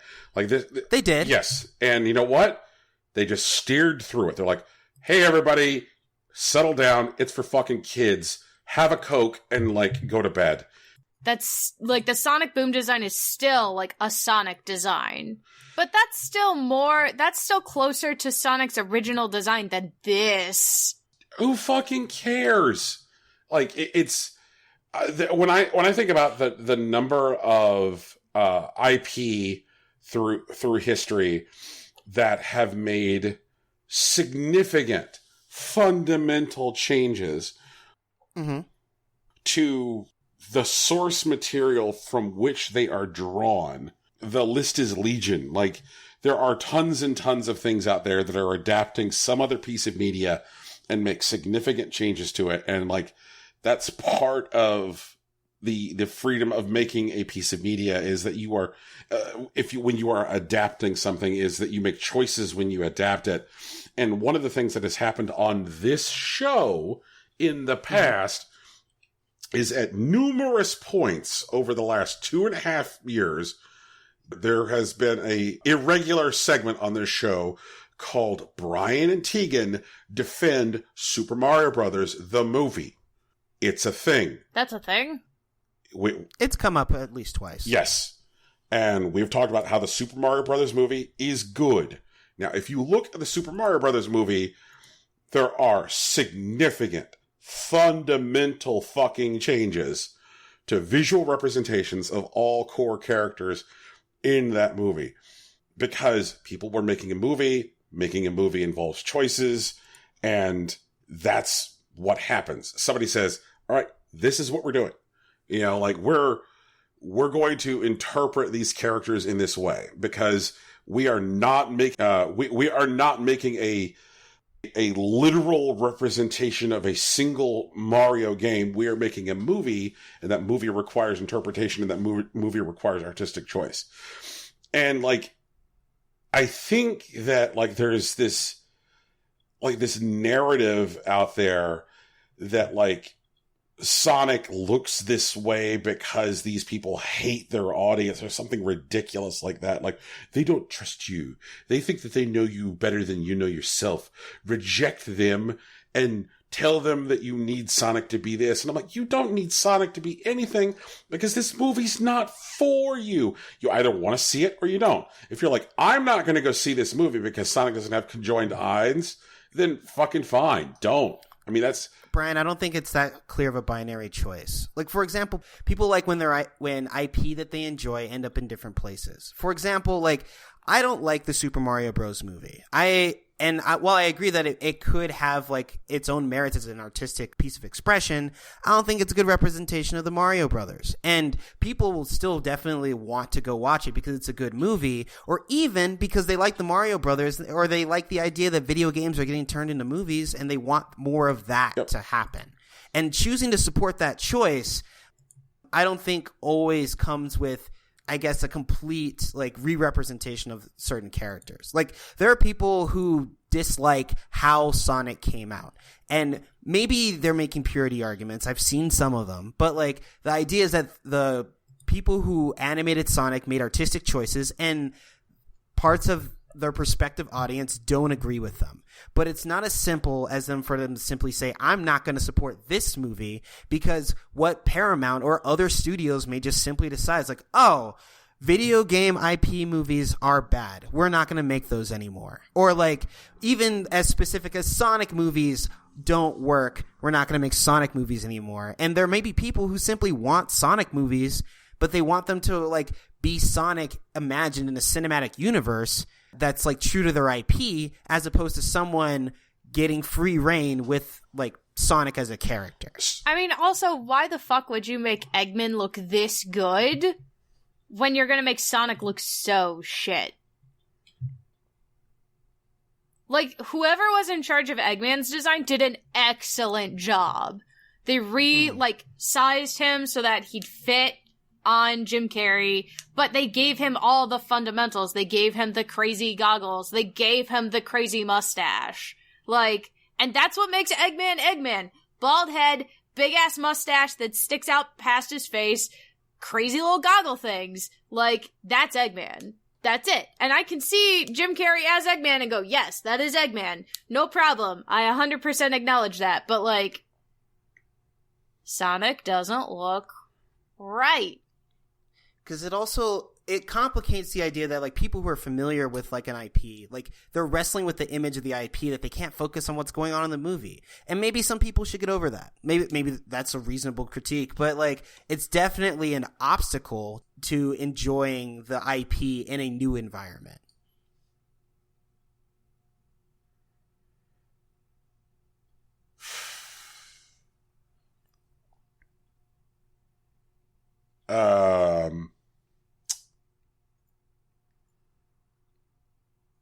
Well, I am obviously not going to win this one. So, in summary, y'all are wrong. Uh-huh. And enjoy your shared Twitter delusion. Sure. I think the main problem is, like, seeing how much care people put into Pikachu and not seeing Sonic get that same amount of care is frustrating. That is fucking horseshit. All right, no, I'm not done. And now welcome back. Thanks, Tegan. You restarted me. I think that's like that's like the this part whole I'm idea that people don't care. Like that's a like Not that absolutely they don't fucking blows care. my I never said they don't care. Just that there wasn't the same amount of care. I'm going to keep on saying no until I get to talk. This idea that people don't care. This idea, like, because when you say, like, see the amount of care that went into Pikachu, like, fundamentally, what that sentence is saying is that care does, and we just said that about Eggman as well. Like, look at the care, look at the care, look at the care. And it's like, do we not think that these hundreds of fucking people that work at Blur and were working on this project fucking don't care about their work, aren't invested, weren't making choices? No. That is not what's fucking happening here. Because, this is completely arbitrary. We can't say, look at the care, look at the care, look at the care, and, like, somehow, like, lionize and enshrine and venerate artistic accomplishment on one side, be like, oh, look at the care that went into Pikachu, look at the care that went into Eggman, and then be like, and over here, this is always just some fucking drunk bastard who does knife fights on weekends. Okay. What I'm saying is the guy, for the Detective Pikachu movie, the person who was in charge of the artistic design looked for someone who already did Pokemon as real-life creatures and brought them on board. That was something that actually happened. Blur has been doing Sonic animation since 2006. The company which is doing the animation for this movie has been animating that fucking hedgehog for 13 years. I don't think that Blur doesn't care. I think whoever made the final design decision for Sonic's design is the person who doesn't care. I'm sure the people at Blur made hundreds of models that are more accurate to Sonic's canonical design than this one. And I think the person who made the final decision didn't care enough to make Sonic look like his iconic self. That's the part that I'm saying. It's not the design studio's fault. It's whoever was in charge of that final decision. And them eating it because they made a bad decision is still important. They're not eating it. The people who work at Blur are. The people who work at Blur should be paid for their time. Like, I'm not disagreeing on that. I'm just saying that, like, the people at Paramount are now having their cake and eating it too. Because they are literally issuing tweets that are like, we hear you. And they're making this decision. They should have heard us the first time when the fucking poster came out. Honestly. With Sonic's freaky legs and that semen trail. I don't think Paramount's definitely getting off the hook on this one. But also, whoever's bringing them to task isn't going to be like anyone yelling on Twitter. That's definitely fair. And my understanding, I guess, of what like Tegan's like explaining the difference between Eggman and like Sonic is that someone looked at Eggman and they try to figure out how to translate Eggman to the silver screen as like a visual representation of the character. But in Sonic, that doesn't look like what they try to do. They definitely try to make something else. I'm not saying that I'm faulting them for doing that, but I'm saying I'm not going to get in the way of the people who are, I guess. Because they try to make something else that isn't quite Sonic. It's definitely something else. And I understand why those people are mad about it. Rocky, tell me about something less depressing, like Chinese video game law. Oh, cool. Yeah, so China has put together a new organization that's in charge of reviewing and approving video games to be released in China. This is important because China's technology industry produced $30 billion in revenue across 200 public game companies, 6,000 total companies, and over 600 million gamers. Yes, that does mean that there are more gamers in China than America has people. The new organization, the China State Administration of Press and Publication, held a conference on April 10th to let people know the new rules and regulations regarding game publication in China. Their goals are, an establishment of an online game ethics committee to review content, which is like the usual things of taking out violence, sex, gambling, and things that are historically inaccurate. That's right. They restarted the approval process to issue new licenses, and the number of games that they're set to approve this year will be lower than they were in 2018 or 2017, I think is the best data that we have. But it looks like that the way that they're spinning it is that they're just going to try to get rid of the numerous copycat mahjong and poker games that keep showing up, because apparently that was like 30% of the games that were approved in the past.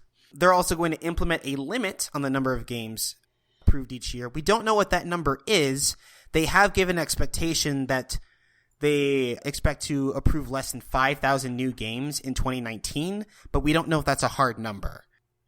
They also are going to research and implement anti-addiction systems because they're very concerned about children becoming addicted to gaming and like becoming less productive members of society.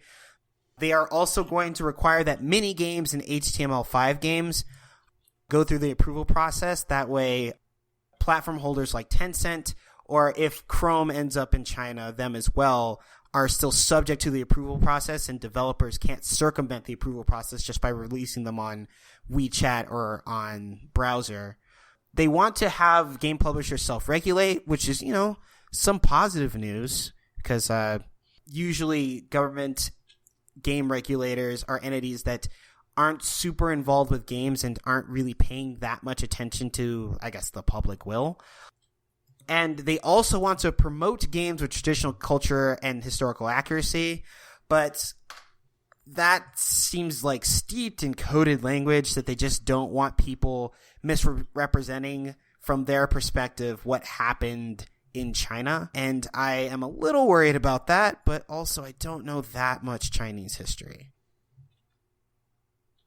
But yeah, that's what's going on.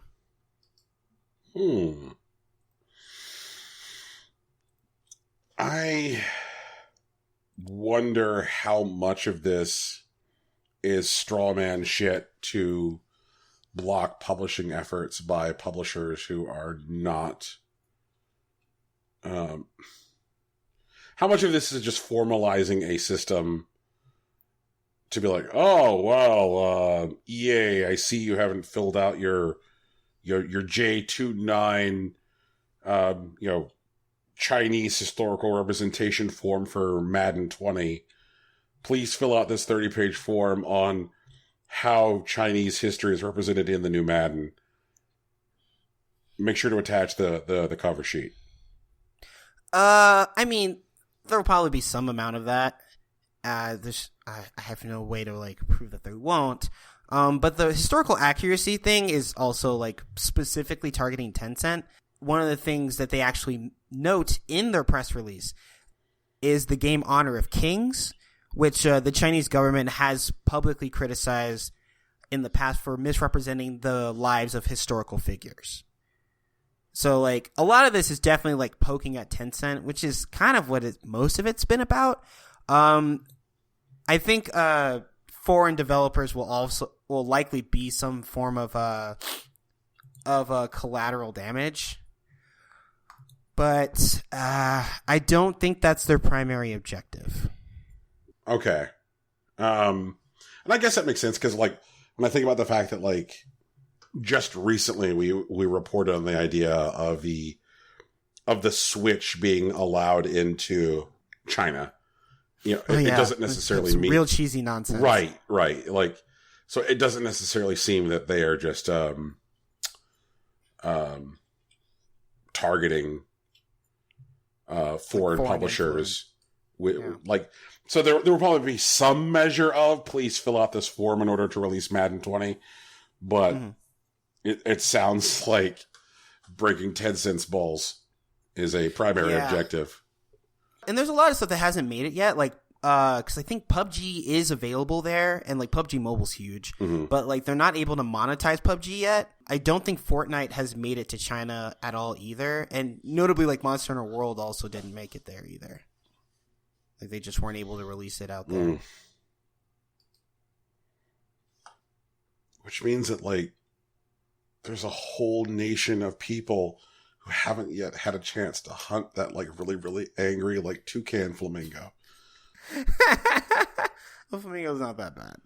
I'd like to see what the Chinese strat would turn out to be for Behemoth. JP has some really scary stuff going on, but whatever. Why does the angry toucan flamingo run around holding an egg? Because it's its treasure. It's trying to defend the future. And it doesn't, and considering how low the toucan is actually on the food chain, it's probably not a good idea for it to leave it anywhere. It's its treasure. So the toucan flamingo runs around holding the egg for the same reason that the Twitter runs around holding Sonic. I mean, I guess. Yeah. Who would like to talk about heartwarming pornography? Brian, what's going on? What is this? It's happening.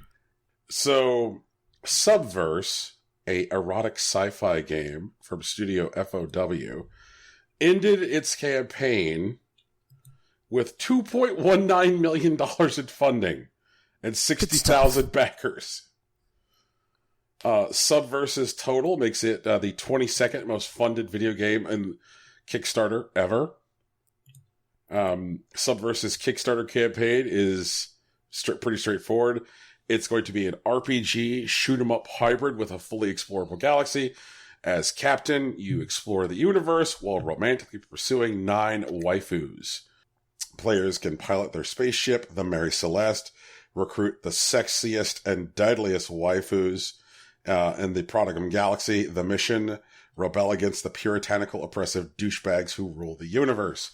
So, like, they said basically their game, the goal of their game is to make an open world RPG that has, like, shmup combat, and then to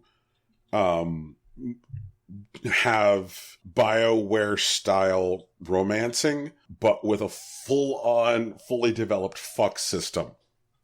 And so when you promise people an open world RPG and shmup combat and have like a proven background as an animation studio, apparently people will just throw lots of money at you to make your porn game.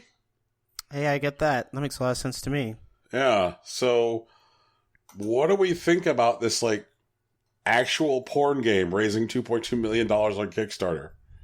I mean, good for them. I hope it works out. Yeah, good for them. Honestly. The stories of like ridiculous funding on Kickstarter are like less and less frequent now because people are much more cautious about getting burned by Kickstarter. Right. I mean, I believe that there is a certain member of this show who is, I think, still owed a copy of Mighty Number 9. 3DS specifically. Yeah. I have a Steam copy. It's not great. Yeah.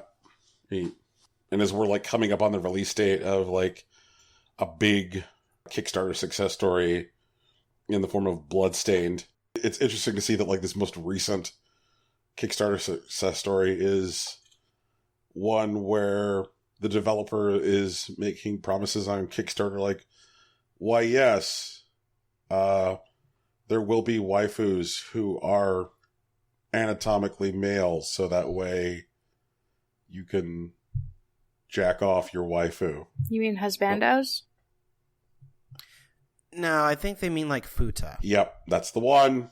That is the word that they use in the FAQ section, Rocky. Yeah. Yep. Like a transgender character. Oh, okay.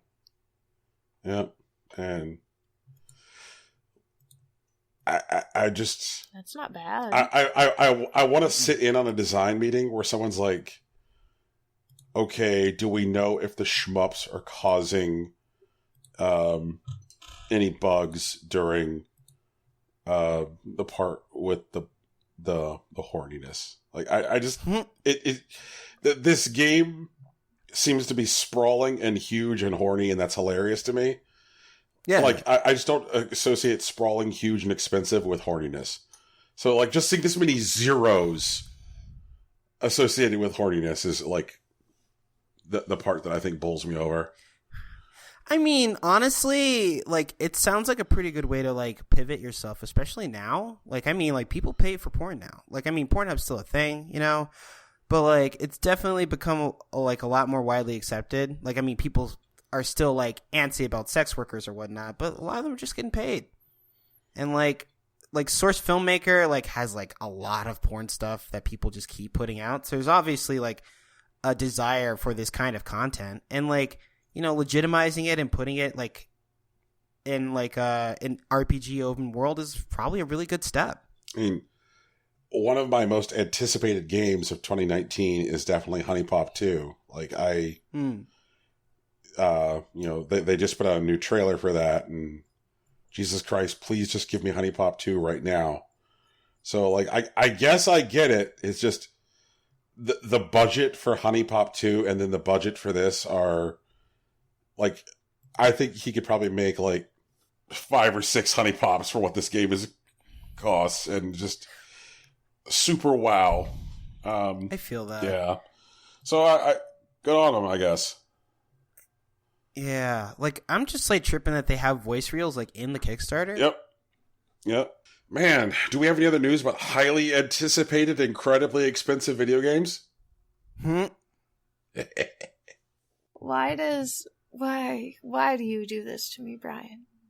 Why do you do this to me? Tegan, what did I do? You know what you did. Highly anticipated, incredibly expensive. Fuck you. Activision's gonna announce a new Call of Duty game before the end of June. Hey. So the next installment of their bajillion infinity print money game, Call of Duty, will be officially announced before the end of next month. Most people are betting that it's going to be a new entry in the Modern Warfare portion of it, as opposed to the Black Ops portion of it. And they're expecting it'll be out before E3, you know. So then they can... Yeah, because it's going to be before the end of June and stuff. But then they can show, like, gameplay or whatever at E3, and... Yeah, I guess it is generally this time of year where Activision has an event which looks, sounds, and smells just like an E3 press conference, but is only about one game. You mean it's about the only game that they're making? Yeah. They only make a game. They only make one game now. It's Call of Duty. Everything else is just continuing content releases. That's not exactly a bad thing. I don't know, like, Rocky, I feel like the largest third-party video game publisher in the world effectively publishing one game a year, which is a game that people use to DJ into a headset while they smoke marijuana cigarettes, is bad. I mean, okay, so if Activision's stewarding their own IPs, like, I'm not mad at them for not putting out 5 games this year. I mean, I agree that, like, being, like, the industry leader, they are definitely going to set the pace. And putting out a bunch of stuff is a good idea, but it's also, like, you know, big risky, you know? Having their team, I guess, focus on stewarding the IP they already have, even if it's not quite a new release. If it's just, like, expansions and whatnot, that could be a really good thing. Like, maybe we'll get the Overwatch story this year. Like, maybe World of Warcraft... we'll get like a revamp of some of its systems that people have been waiting for. Like, I think that Blizzard already has Activision Blizzard has a lot of IP that is currently in the wild, and maybe they can take some better care of it, you know? And I'm not going to fault them for that if it turns out to be responsible. They just didn't put out 5 games this year. Like, that doesn't sound like a bullet point to me. Man. I just they are so much like a trendsetter, and they do a lot for like setting the culture and the climate for this industry, for better or for worse. Mm-hmm. And I just wish that they would actually be good stewards of their IP, because so much of their IP they've absolutely killed and murdered. Right. You know, Guitar Hero, murdered. Tony Hawk, murdered.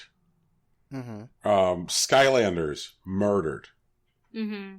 You know, like, and I would argue that they're actively murdering Call of Duty, but Call of Duty is just so big. This, like, the death is, like, much slower. You know, this is more of, like, it's a 900-foot tall behemoth, so it's going to take a while before the corpse hits the ground, even though, like, the kill shot has been made. Like, I just don't see Call of Duty having anywhere near the kind of market relevance that it does. Like, in fact, I'm going to go ahead and make this. Here is Brian's hashtag 5 years prediction. Like, Call of Duty will be in a position of market relevance in 5 years. And if Activision doesn't do something to account for that and replace that revenue, then Activision and Activision's really exciting catalog of IP that they do nothing with, they're going to get absorbed by some other fucking company. I mean, it's definitely possible, but also, like, they're releasing one game this year. It's not like the rest of the people are twiddling their thumbs. And, like, while they did fire a lot of people, they definitely didn't fire everyone. So, I mean, they're probably remember, working like, on something. on 2 straight earnings calls after they fired those people, they said that what the people who were there are working on right now is Call of Duty. That they reallocated more development resources to Call of Duty. They're like, we had to let some people go and put more of our devs onto Call of Duty. I feel like that's not the call to make at this point. I think that they need to be doing more pivoting and less codding. Well, like, also, like, Activision Blizzard's been putting a lot into, like, Overwatch League, and, like, kind of, like, they are sort of pivoting into, like, a media company. They're making deals with ESPN. Yeah. They're buying venues and, like, setting up, like, not tournaments. What's the word? Like, seasons? I don't know. Is the Overwatch ESPN deal for ESPN Plus? Like, it's not online only. Like, I think they were on, like, TV, like, last night. Okay. I know that ESPN Plus exclusivity. I'm just thinking about the TV deal that UFC got with ESPN. There was a lot of money there because ESPN is starved for exclusive content for ESPN Plus. Like they want that $5 a month service to be the only place that you can get stuff. And I mean, they'll probably put the VODs up there. Yeah, you know. But like that's why like the Canadian Football League is now carried on ESPN Plus. Like, and I gotta tell you, like if I was in Canada and I lived in Canada and I liked Canadian football and that was a thing that I enjoyed, and I was a person who still had any kind of attachment whatsoever to traditional media delivery, like I was a person who liked to turn on my TV to see things, and I was told that I now had to figure out how to fucking watch my football on my television with this thing. Like, I could see, like, that killing a lot of a viewership. But I think that the type of people who like to watch video games be played are probably more willing to make that kind of transition. Sure. Yeah, because, like, a lot of us who watch games be played are already doing so online through, like, platforms like Twitch. So I could see that being a really good deal for them. Like, there's a lot of money right there. You know, Disney through Child Corporation ESPN is willing to shell out the bucks for exclusive content. And I if I was Activision, I would try and make that deal. I would try and get that ESPN money for Plus. It's probably like 3 years off, but Overwatch League is still like what, in their third year? I think it's like second year, third season or something like that. Right. So like it's still, they're not even sure if they're like, you know, a thing yet. Like, they definitely shelled a lot of money. They're making investments, but we don't know if Overwatch League is here to stay. And I think unlike Counter-Strike, like, I don't think Activision Blizzard, if Overwatch becomes like a thing, they're going to just like leave it alone. Like, I think they're going to like continually like patch and add things closer to like how Riot does things. Right. I mean, we'll see. Like, you know, I think I've said it before, and I think that it's a thing that which has actually been said a couple times on this show, that like, just from a business side, this is probably one of the most fascinating times in the history of this industry. Probably just because of like how much major companies are at like fundamental crossroads for their business model. Like, I don't know how Activision can be who they are right now 5 years from now. They just can't be. So like, it'll be interesting to see like how and if they change. Same thing is definitely true for EA. because as like lots of other pieces of EA's business atrophies, their reliance on sports can't continue, especially with changing laws around blind boxes, which is going to change the profit ceiling for FIFA. So, like, interesting times, my friends. Like, I eagerly look forward to, like, what the fuck, like, E3 holds. We're getting to that time of year, and I'm big excited about E3, which I guess means at some point in the next, like, several weeks, we should probably talk about a prediction show. Yeah, it should be done this month. Yeah. Rocky. Mm-hmm. Do you have any other news about big video game? NetherRealm, the developers of Injustice and Mortal Kombat, who recently just put out Mortal Kombat 11, got a little bit of bad press in the past week. Former devs that worked with NetherRealm on a contract basis confirmed that severe crunch for contracted workers was the norm at NetherRealm. Rebecca Rothschild, who used to work as a QA analyst on a contract basis with NetherRealm, confirms that crunch was in excess of 80 to like 100 hours. Yeah. She would say that at NetherRealm, we were second-class citizens, and that was made clear in many little ways. At one point, a supervisor tried to make QA feel lucky for the extra pay that resulted from crunch overtime work, but Rothschild said to PC Gamer, "This money's great, but if I have no life and I'm working myself to death, what good does this money really do me?" I didn't really appreciate that from a supervisor who wasn't there as often as his underlings. A couple of other employees reported things like there was one guy that was notorious for walking around in his bathrobe on the job. Like with nothing underneath it? I don't know about that. Oh, jeez. And some of them actually filed formal complaints with the Equal Employment Opportunity Commission, the EEOC. They are quoted as saying, "We brought up the harassment, the bathroom issue, the secret nicknames that devs had for all the female employees, the lack of women who actually have full-time jobs, singling out that we experienced, etc., etc. It took a year for the EEOC to decide that apparently nothing bad had happened. On top of all of it, NetherRealm insulted their coworker and me, telling us that we were misremembering everything and taking personal jabs at our skills." So, I mean, contracted workers are definitely like not part of the inner circle, I suppose.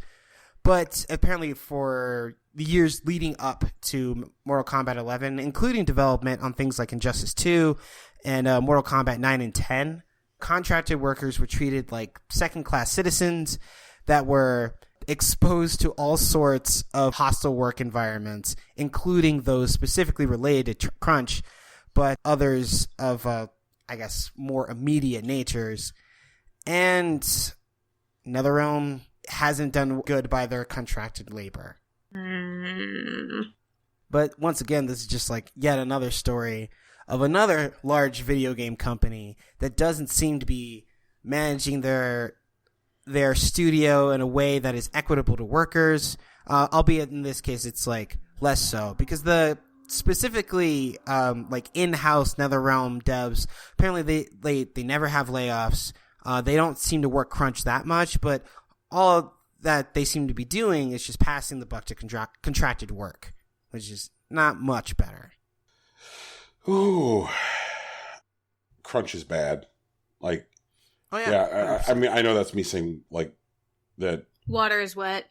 Yeah, but it absolutely frustrates me that we've gotten to this place where the number of things that like consumers expect to happen simultaneously makes me want to find someone and then beat them about the head repeatedly with a sealed case of like 32 copies of a Mortal Kombat game. Like people who are like, I want video games to cost $60. I want video games to have a rapid, ongoing, interesting content pipeline after release. I want games to look like they cost $200 million. Like, just like, when you talk to people about like all the things that they expect simultaneously to be true about video games, it's absolutely shocking to think about this like degree of entitlement. Like there is no reason to expect like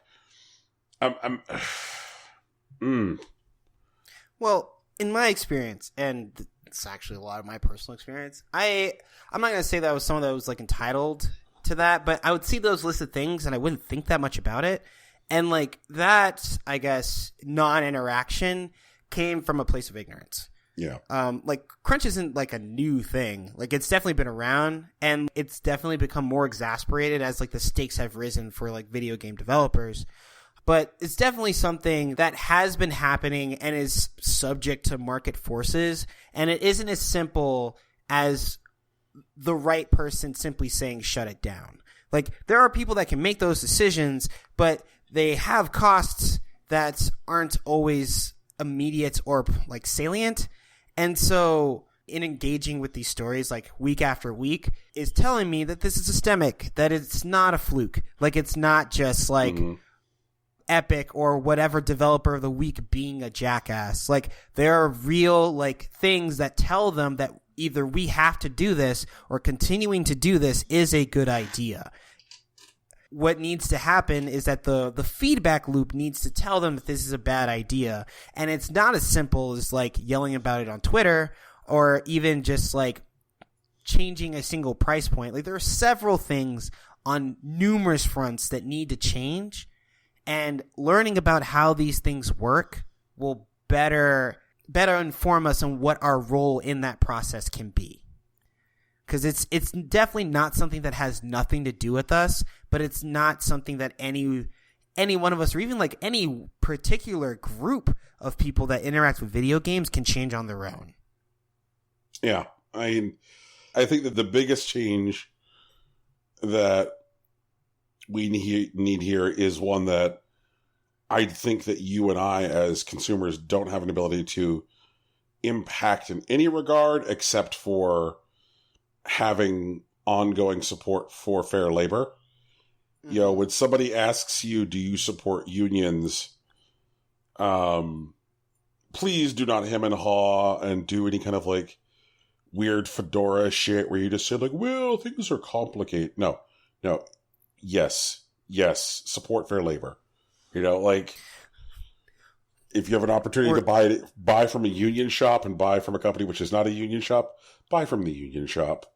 If you know somebody's treating their employees right and they're making a product you are interested in, maybe reward them with your fucking money.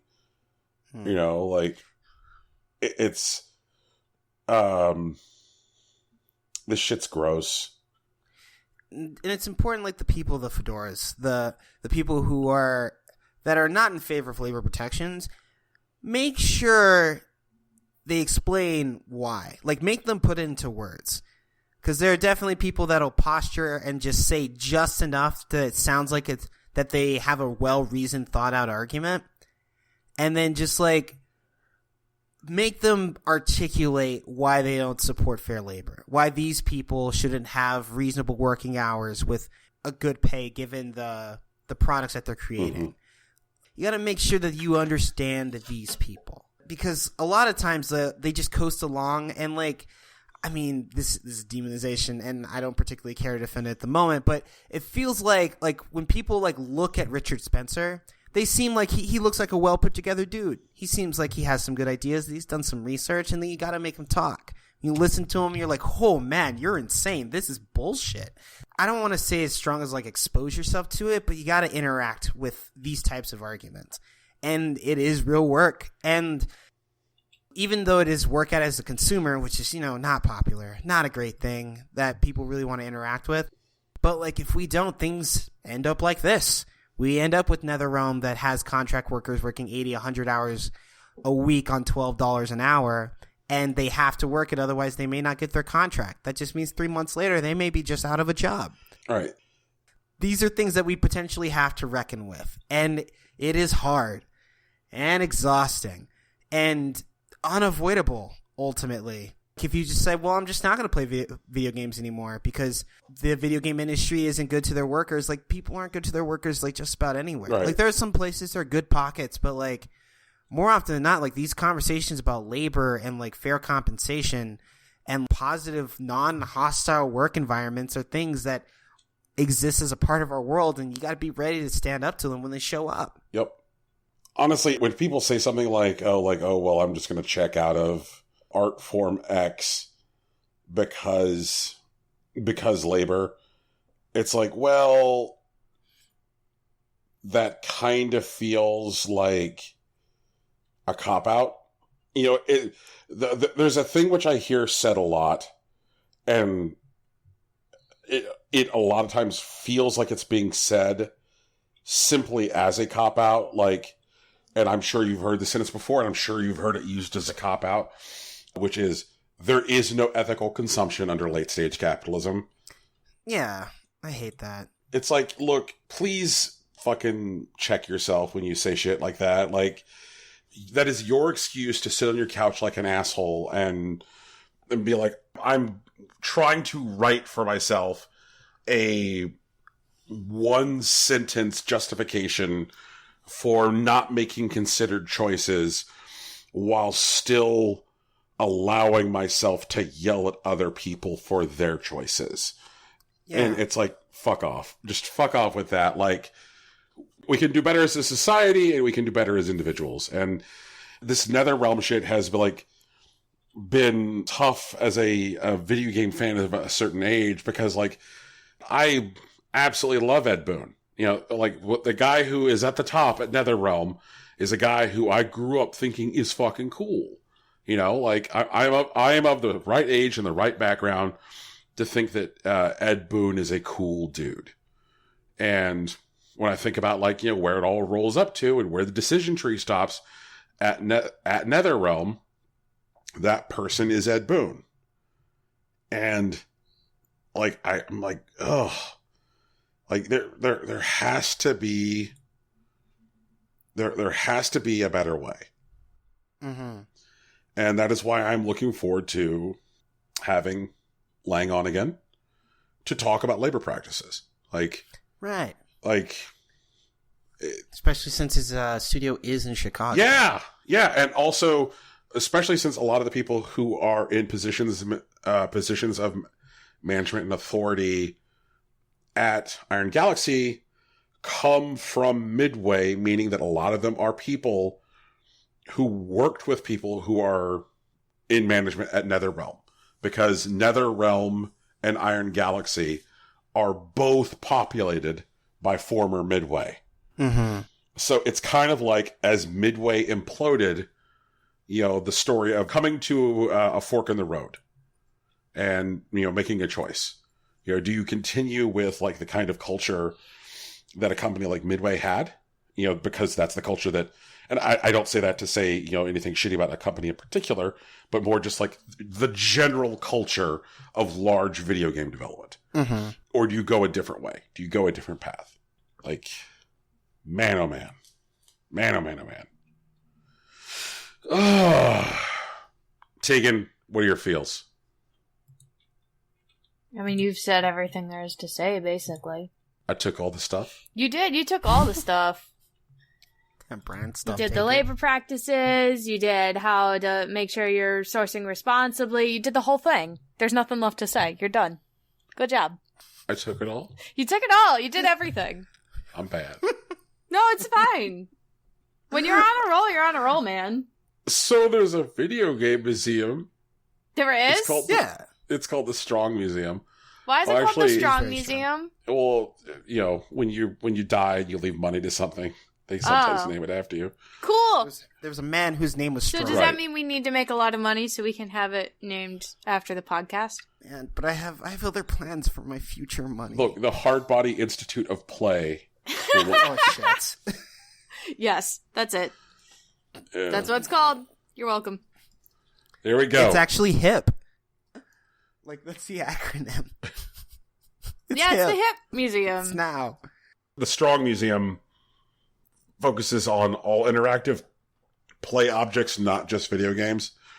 But the Strong Museum is one of, like, about a dozen different organizations out there that maintains a video game hall of fame, because video games, much like wrestling, can't be bothered to have a single recognized top of the pile hall of fame.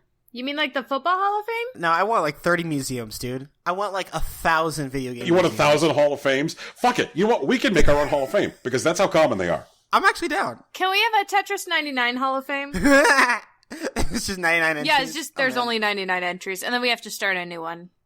No, I say we make a Hall of Fame where instead the various things in the Hall of Fame eliminate each other, Battle Royale style. Oh, okay. Oh, God. Because I think they'll be like, okay, and now Earthworm Jim has eliminated Quake. That actually sounds like fun, because like what we'll do, like we'll populate the list, and whenever we want to have a new inductee, we have to have it fight like other ones. Yep. Nice. I'm in. That'd be fun. We have like a leaderboard. Yeah. Vote now on your phones. Vote now on your Vote now. How do I vote? It doesn't matter. Just do it. Do it. Just vote now on your phone. Write your congressman. And feel like shit, man. Like Representative Grijalva. We don't know why we keep on getting these letters about Counter-Strike. Like, it's amazing. It's great. Also, maybe it would be better if we could fix all the gerrymandered districts before you start writing to your congressional representatives. Yo, Ohio's fixing theirs. Yeah, I know! I get a new congressional map in 2020, and I can't wait to find out where the fuck I'm voting! That'll be great! The congressional district I am in is so incredibly gerrymandered. So, like, the congressional district I'm in largely is the city of Tucson. So, I am also over 100 miles away from Tucson. Even though I live in a city of over 4 million, my congressional district is mostly the city of Tucson. And then there's like this like 5 or 10 mile wide sliver that gets more narrow as it pushes north until it finally just comes into this tiny slice, no more than 2 miles wide in this tiny section of Southwest Phoenix. And that's it. It's kind of shaped like a ladle.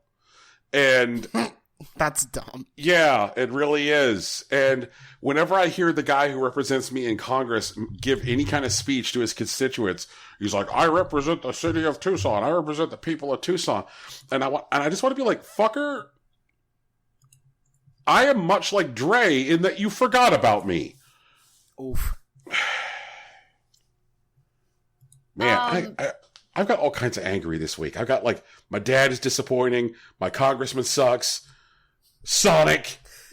Brian, what you gotta do, you gotta take that anger out and like hit some dudes with Ringo Ishikawa. It's gonna be great. I'm just gonna retire into the sea. I live in a district, and my district is shaped like an axe. Like, there's this big ol' stick part, and then there's a whole big ol' chunk that's triangular in shape near the lake. It's that literally like an axe. Dope. It's stupid, though. Because I don't, like... It's mostly, like, city of Cleveland and outlying areas, but, like, I'm 40 minutes away from Cleveland. Like, I do not care. I mean, I care, but I do not care. You know? Mm. Everyone, like, please look up your congressional district, and if it's shaped like something funny, please send us a let photo. us know. I'd love to see it. Please let us know what it's shaped like. I am shaped like I'm in a battle axe. But I do want a better district that's more representative of, like, where I live. You know, I'm like, yeah, yay, libraries, and yay, public transportation. But, like, all the public transportation that I'm affecting is, like, up by the lake and not by me.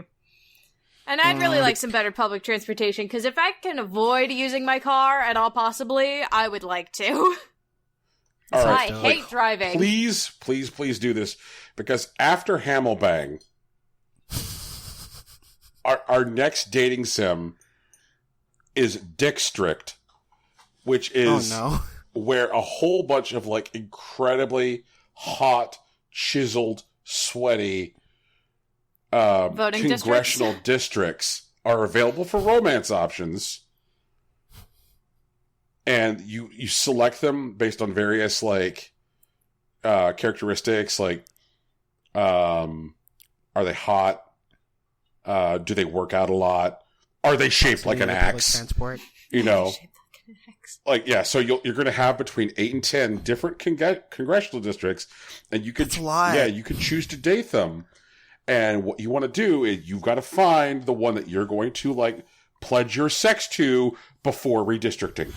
So the game runs on a timer. Sex to? It's kind of like the Majora's Mask of fucking geographic locations.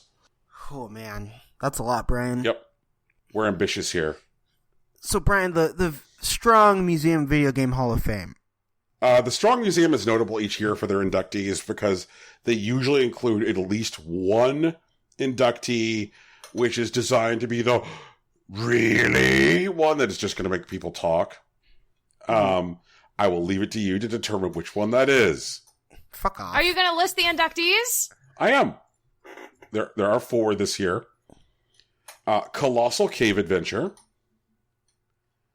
Microsoft Solitaire, Mortal Kombat, and Super Mario Kart. Is it Super Mario Kart? I'm pretty sure it's Colossal Cave Adventure.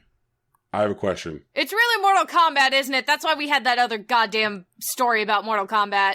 No, I think Brian thinks it's Microsoft Solitaire. I disagree. It is Microsoft Solitaire. You guys are both fucking with me. No, like Microsoft Solitaire is like that was like a solid like maybe like 8th of my childhood. I was gonna say 3rd, but that's a lot. But I played a lot of Microsoft Solitaire. I bonded with my grandma over it. I was briefly a part of the Microsoft Solitaire speedrun community. What? Fun fact. Why is there a speedrunning community for Solitaire? Because people speedrun everything. Why is there a speedrunning? What? What? Okay, so draw 1, the fastest time is actually 5 seconds. And in draw 3, it's 17. Both held by the same guy, posted 11 years ago. So, like, Solitaire's, like, mostly solved. But basically, you have to keep randomizing it until you get, like, the 1 move draw. But in draw 3, you can't get the 1 move draw, I think. I think you need, like, a minimum of, like, 4 moves. But I don't know, dude. I'm in for the Solitaire pick. I'm sorry. Like, I'm not saying that I'm not saying that it is a wrong or bad pick for a video game Hall of Fame. I'm just saying that it is one which is designed to inspire conversation and media coverage.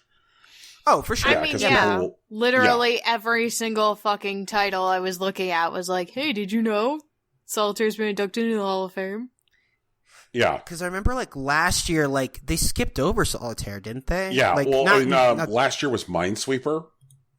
Right. And so, like, and there were a lot of jokes last year which were like, oh, Minesweeper, huh, but not Solitaire. And I'm like, fuckers, wait a year. Like, give it 10 minutes. That is Calm down. That's what happened. I was still mad, but I remember. Yeah. And, like, that's generally the model for the Strong's induction class. There's usually one game in Strong's induction class, which is the one which will drive media coverage. I get it. They're not. It's generally something which is not a bad call. It's something which usually, belongs in like a video game Hall of Fame, but is one which will make people like double take and then think about it for a second and then go, okay. So last year, a few years back, I think it was like 2016, there was a game that came out on Steam. It was an indie game. It's very colorful and whatnot. And it's called Be Glitched. And what it looks like is just like a straight up match 3 puzzler. Mm-hmm. And there are match 3 elements to it, but it actually is like the game is that like you're playing against some sort of like enemy, which is like CPU obviously. And they've like placed themselves somewhere on your like match 3 puzzle block or whatever.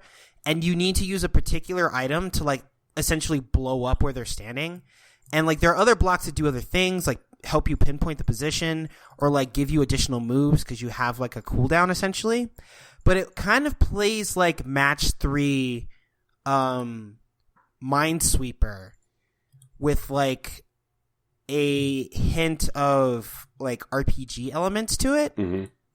And it's really neat. And like I'm trying to think off the top of my head if I had to like reimagine like an application of like Solitaire's mechanics in like a present day game. I'm not really sure what I would use, but I think it could be really interesting if it were like this in the flavor of like certain like card-based RPG games, like that game that came out on Switch this past month. I thought you were gonna say that game that came out on Steam today.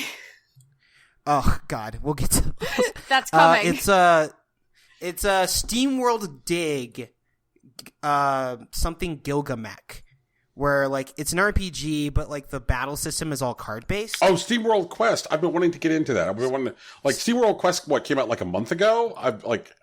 Yes, yeah, I've been wanting to fuck with that because like when I heard that that SteamWorld Quest is an open world RPG, but that the combat is entirely driven by deck building and that it's a card game, I was like, look, right. Daddy has been provoked. And so, like, I think it'd be really interesting because the Solitaire deck is randomized, but if there were like maybe something like deck building in combination with like TRPG elements, so you had to like operate on multiple fronts, right? The same way that like you have to measure like which like stacks you're paying the most attention to in like Solitaire. Right. I don't know. I think there could be like there's definitely like some information or ideas to mine out of Solitaire, and especially since like Solitaire already works, like I feel like it could be applied in different places. What I'm looking for from the Strong Museum. Mm-hmm.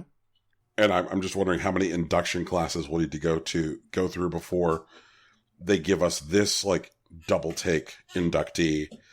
I'm looking for the Drug Wars induction. Because there are multiple generations of kids who in high school fucked off on their TI-83s playing Drug Wars. What's Drug Wars? Yeah. I do remember What's this. Drug Wars? Is that like the war on drugs? I thought we lost that. We did. Drug Wars is a turn-based strategy computer game in which the player assumes the role of a drug dealer engaged in arbitrage. Yep. The object of the game is to deal the most drugs to pay off the loan shark by the end of the game and make a profit. That doesn't sound like a good thing. I think it's something else. Oh, no, that is it, Rocky. That is Drug Wars, what you've just described. That is the game. And Drug Wars was absolutely pervasive on the TI series of graphing calculators. Mm-hmm. When the TI-82 dropped in 1993, like one of the first things that people did was to create a build of Drug Wars that could run on the TI-82. Mm-hmm. And I think there was a build of it that ran on the TI-81 as well, but Drug Wars was a high schools everywhere, kids sitting in class bored. Before kids could sit in class bored and sit on their phones and play the Fortnite, kids would sit on their calculators bored and play builds of Drug Wars and Tetris. Oh, there was this platformer that was on TI-83s that I used to play. Yeah. And whenever I think about that game, it reminds me of this Flash game that someone made years later called Tower of Heaven. And I feel it because it had the same simple pixelated graphical style. They just kind of I guess translated it into Flash. And it ended up being a really tight platformer with a lot of interesting secrets buried in it. And I have to look into it. I hope they were inspired by that platformer. But I guess I'm really interested in the choices for these Hall of Fame picks, not just for venerating them as designers of the past, but to see how they're applied as knowledge in the future. Yeah. So I think that Solitaire is a really solid choice. When I'm swinging back to my dad for a second, I remember when my family got a personal computer, it was a 286 running Windows 3.1. That was our first home PC in the house. And that one of the things that my dad would do would be to play Solitaire for absolutely hours at a time. Same. Yeah. And that he would say that that there was something pleasing about the distribution of the bouncing stacks of cars upon completion. Same. Yeah. And things that my I have like weird memories that I have of like the video games that like my parents would choose to engage with. My dad would engage with Solitaire, and my dad would engage with Tetris. Those were the only games he would engage with. And my mom would engage with Crash Bandicoot, which I know I have said on the show before, but like, that's it. And so those games, like, as a result, those games have kind of like a weird place in my memory. And I know that there's a lot of people out there who could say the same thing about their dad. Like, my dad plays Solitaire. And there's something about what Solitaire did, which is getting a lot of people who wouldn't normally sit down in front of a device for, to play an interactive game, to get them to play an interactive game. Mm-hmm. Which is just like a lot more complicated than simply saying like, well, Brian, it's Solitaire. They already were willing to play Solitaire. Like, well, but like, these are the same people out there who probably also go play golf, but weren't willing to sit down and play in front of a computer or a video game console, play golf on that. Like, or golf. Yeah, or golf. Like the idea of like translating an experience to a new platform isn't something that worked for people in most cases, but there was something specific about the formula of Microsoft Solitaire, which like engaged literally hundreds of millions of people over 30 years. Like it's fascinating. So good choice. See, now I'm just thinking about like Nintendo Golf, because I had a family member that actually had. Well, he's family to me. He's not exactly family. I get you. Yeah, he introduced me into video games because he let me play his NES when I was like 3 or whatever. So I play a lot of that.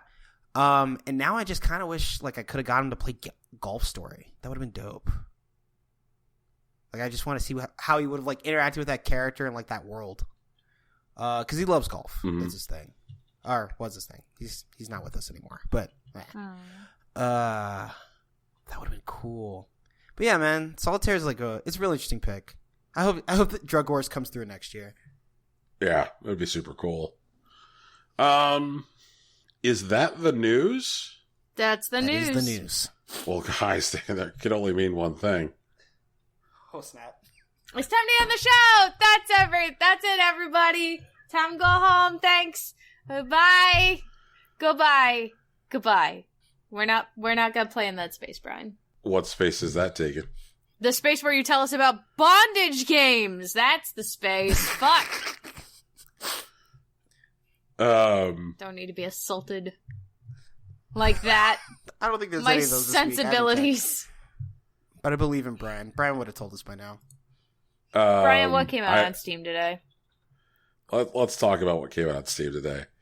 Let's see here. Our totals for today are 6. There are 6 games.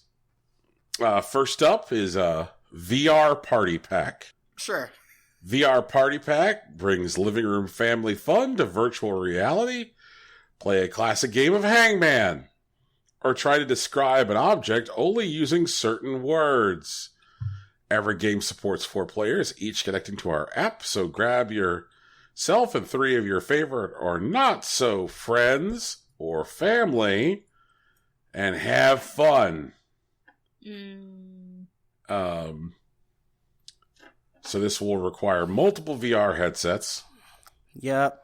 And contains Word Drew and Ubo and Hangman, and is selling for the princely sum of $4.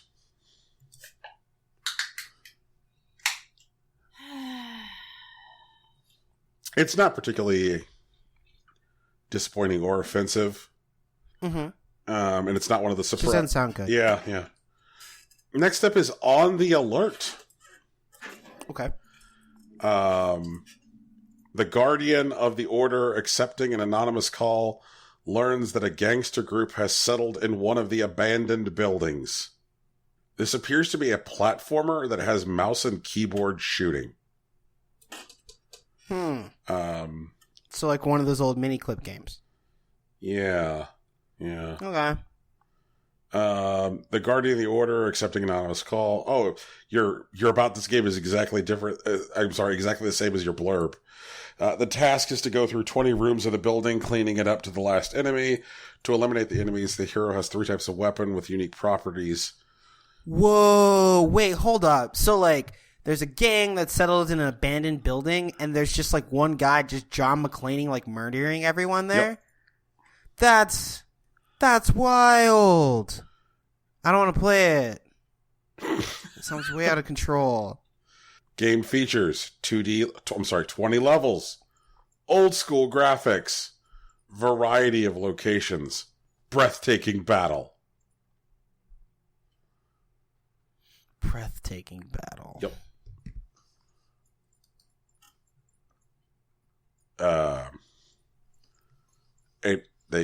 So they claim. You can experience that breathtaking battle yourself for $1.19. Next up is Block Bat Invasion. Control the protagonist and destroy the incoming bat. We saw a very similar game to this previously with identical assets, exact same concept. Only the last time we saw it, the game was all Chinese characters, and it had a loud admonition saying that English wasn't supported. And this appears to be the exact same game, and the game still doesn't support English, only they've loaded the game on Steam again, but at least run the game through Google Translate for the title. This is a simple casual game. The player needs to control the protagonist and collide with the bat to destroy the bat. After the game starts, the bat will fly from right to left. Some bats fly fast, some bats fly slowly. As time passes, bats will fly faster and faster. The top of the screen shows how much time has elapsed. When the protagonist touches the bat is destroyed. As long as there is a bat to the left side of the screen, the game will end. Fascinating. Block the bats. Block the bats, Tegan. Okay. Block the game, and that'll block the bats. That will work. Next up is Dodge the Wall. Oh my god, is it like blocking the bats, but you have to dodge a wall? Oh, shit. Jesus. Use your brain and dexterity to fit through the hole in the wall. How many computers do I need to run this game? Um. Ugh. Don't hit the wall. Don't do it. It's like Human Tetris, but worse. Because it's not funny. Oh, I forgot about Human Tetris. Block the Wall requires Windows 7, an Intel i5, a GeForce 970, and 4 gigs of RAM. Not that bad. It's VR trash. And it appears to be about standing in funny positions, so that way a wall will slide around you. Like, oh, here comes a wall where like a guy is standing on one foot and his hands are over here and his head is here. So do that, so that way all the sensors are in the right place, and that way the wall will go around you. It is currently free to play. Next up is Gun Runner. This is an action platform bullet hell with an emphasis on speed running. Plow through the enemies in your path or skillfully dodge the onslaught of bullets. Venture into the constructed world of machines and destroy every guardian. Do you possess the power to halt annihilation?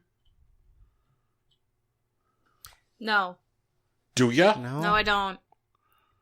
Why not, Tegan? I don't get a fluffy skirt and a magical wand, so who cares? You get a fucking helmet. I get what? You get a helmet. Yeah. Oh boy! I get a helmet and the rest of my body is completely exposed. It looks like you get pants too.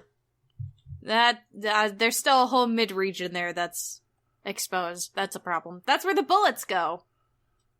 That is where the bullets go. Appears to have a level creator in it.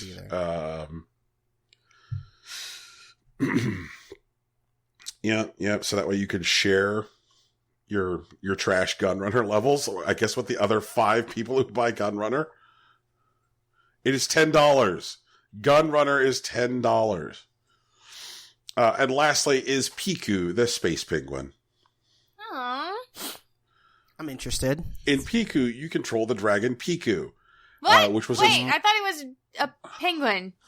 Wait, Piku's a dragon? Oh, guys? Yeah? Mm-hmm. I'm going to click back out to the... Why did I read the word penguin? It clearly says dragon. Oh. Piku, the space penguin. In this game, you play as a dragon. And it's like, wait, what? Look, dragons and penguins are not interchangeable. I apologize. I just performed a small market research test, and apparently the audience would like a penguin and not a dragon, and so now this developer needs to go through and say, we heard you. They'll just make another game. Piku, the space penguin. He's friends with Piku, the space dragon, but they are different creatures. But it's gotta be confusing if they're both called Piku, especially if somebody knows both of them. Like, in Piku, you control the dragon Piku, who was inspired by the Aztec divinity Quetzalcoatl. Oh, Quetzalcoatl? Yep. After the birth, not Dead Mouse, though. After his birth, his task was to cause complete entropy in the universe by destruction of all alien worlds. This looks like a shmup, but it looks like you're a long thing in this shmup, which sounds like making a shmup not fun.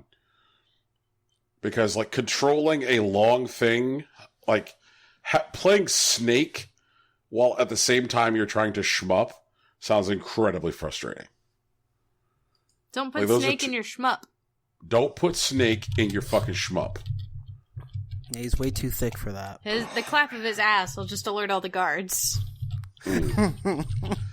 Well, guys, thank you for holding down the fort. I felt like absolute fucking dog shit last weekend. What'd you do? Food poison yourself? I don't know. I never call out of work, especially considering that, like, I have the ability to work from home, which means if I'm just feeling kind of bad, I can just, like, send an email and say, like, hey, guys, I'm just working from home today. But, like, last Monday, I felt so refried. I didn't even work from home. I'm like, guys, I am out. I'm going to lay in bed and die today. So thank you guys for holding it down. I really appreciate it. Well, you got better. It's true. I did. I mean, how much better is debatable. I'm going to see if I can be replaced by something with conjoined eyes. That might help. That could be cool. If you get replaced by something with conjoined eyes, can I be replaced by something with an actual anime aesthetic? I'm down. Okay. Instead of, like, mom who hasn't had coffee yet, which is totally what I'm rocking right now. Caffeine-free mom. Yep. Bathrobe jammies and slippers, my dude. Dangerous. Well, guys, thank you for listening.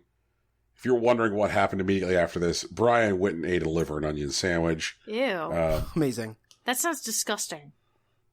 It's a vibe. You just gotta grow into it. Is that one of those foods that I'm gonna like when I'm an adult? Maybe because, like, your bitter taste buds will get, like, a better, like, feel for it. Yeah. Ooh. Also, liver and onions is one of those things which is really easy to fine-tune to your taste. The more caramelized onion you include in your liver and onions will cut the bitterness of the liver. And also the ratio of liver to hard-boiled egg is also kind of important for texture. Am I gonna like hard-boiled egg when I'm an adult? Tegan? Yeah? I have news for you. Uh-huh. You're a grown-ass person. What? You mean I can't just keep eating jelly beans for breakfast? Probably not, no. It sounds unsafe. I mean... Need nutrients, well, Tegan. it works. I'm losing weight. Well, shit.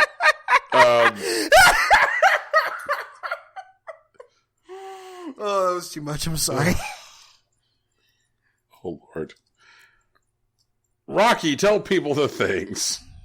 Hey, guys. This has been our show. It's called Impossible Coin. The gang is back together. If you liked what you heard, or even if you didn't, feel free to let us know. You can send us mail. You can leave us reviews where you found this podcast or even somewhere else. Just for your records, it's on Spotify, on iTunes, on Google Play, and Stitcher. There's also music at the beginning and end of this podcast. It's produced by our friend Big Sach. You can find his work on SoundCloud at soundcloud.com/BigSachNJ, or you can follow him on Twitter at Hillary_Swank. We have a new t-shirt and a logo that was designed by Lauren Moran. You can follow her on Twitter at Lauren Moran, or consider donating to her Patreon. So once again, I'm on Twitter, Brian's on Facebook, Tegan's on Tumblr. You can find us in any of those places. And we have a Discord, but it's kind of a secret. We're keeping it real hush-hush. But that's been us. This is the show. I'm also on Twitter, and apparently incorrectly. I'm also on Relax. Twitter, but I'm not the Impossible Coin Twitter. Rocky's the Impossible Coin Twitter. He's doing a great job. Oh, man. Thank you. All right, guys. Well, thanks for hanging out. Peace. Bye! Later. Suck.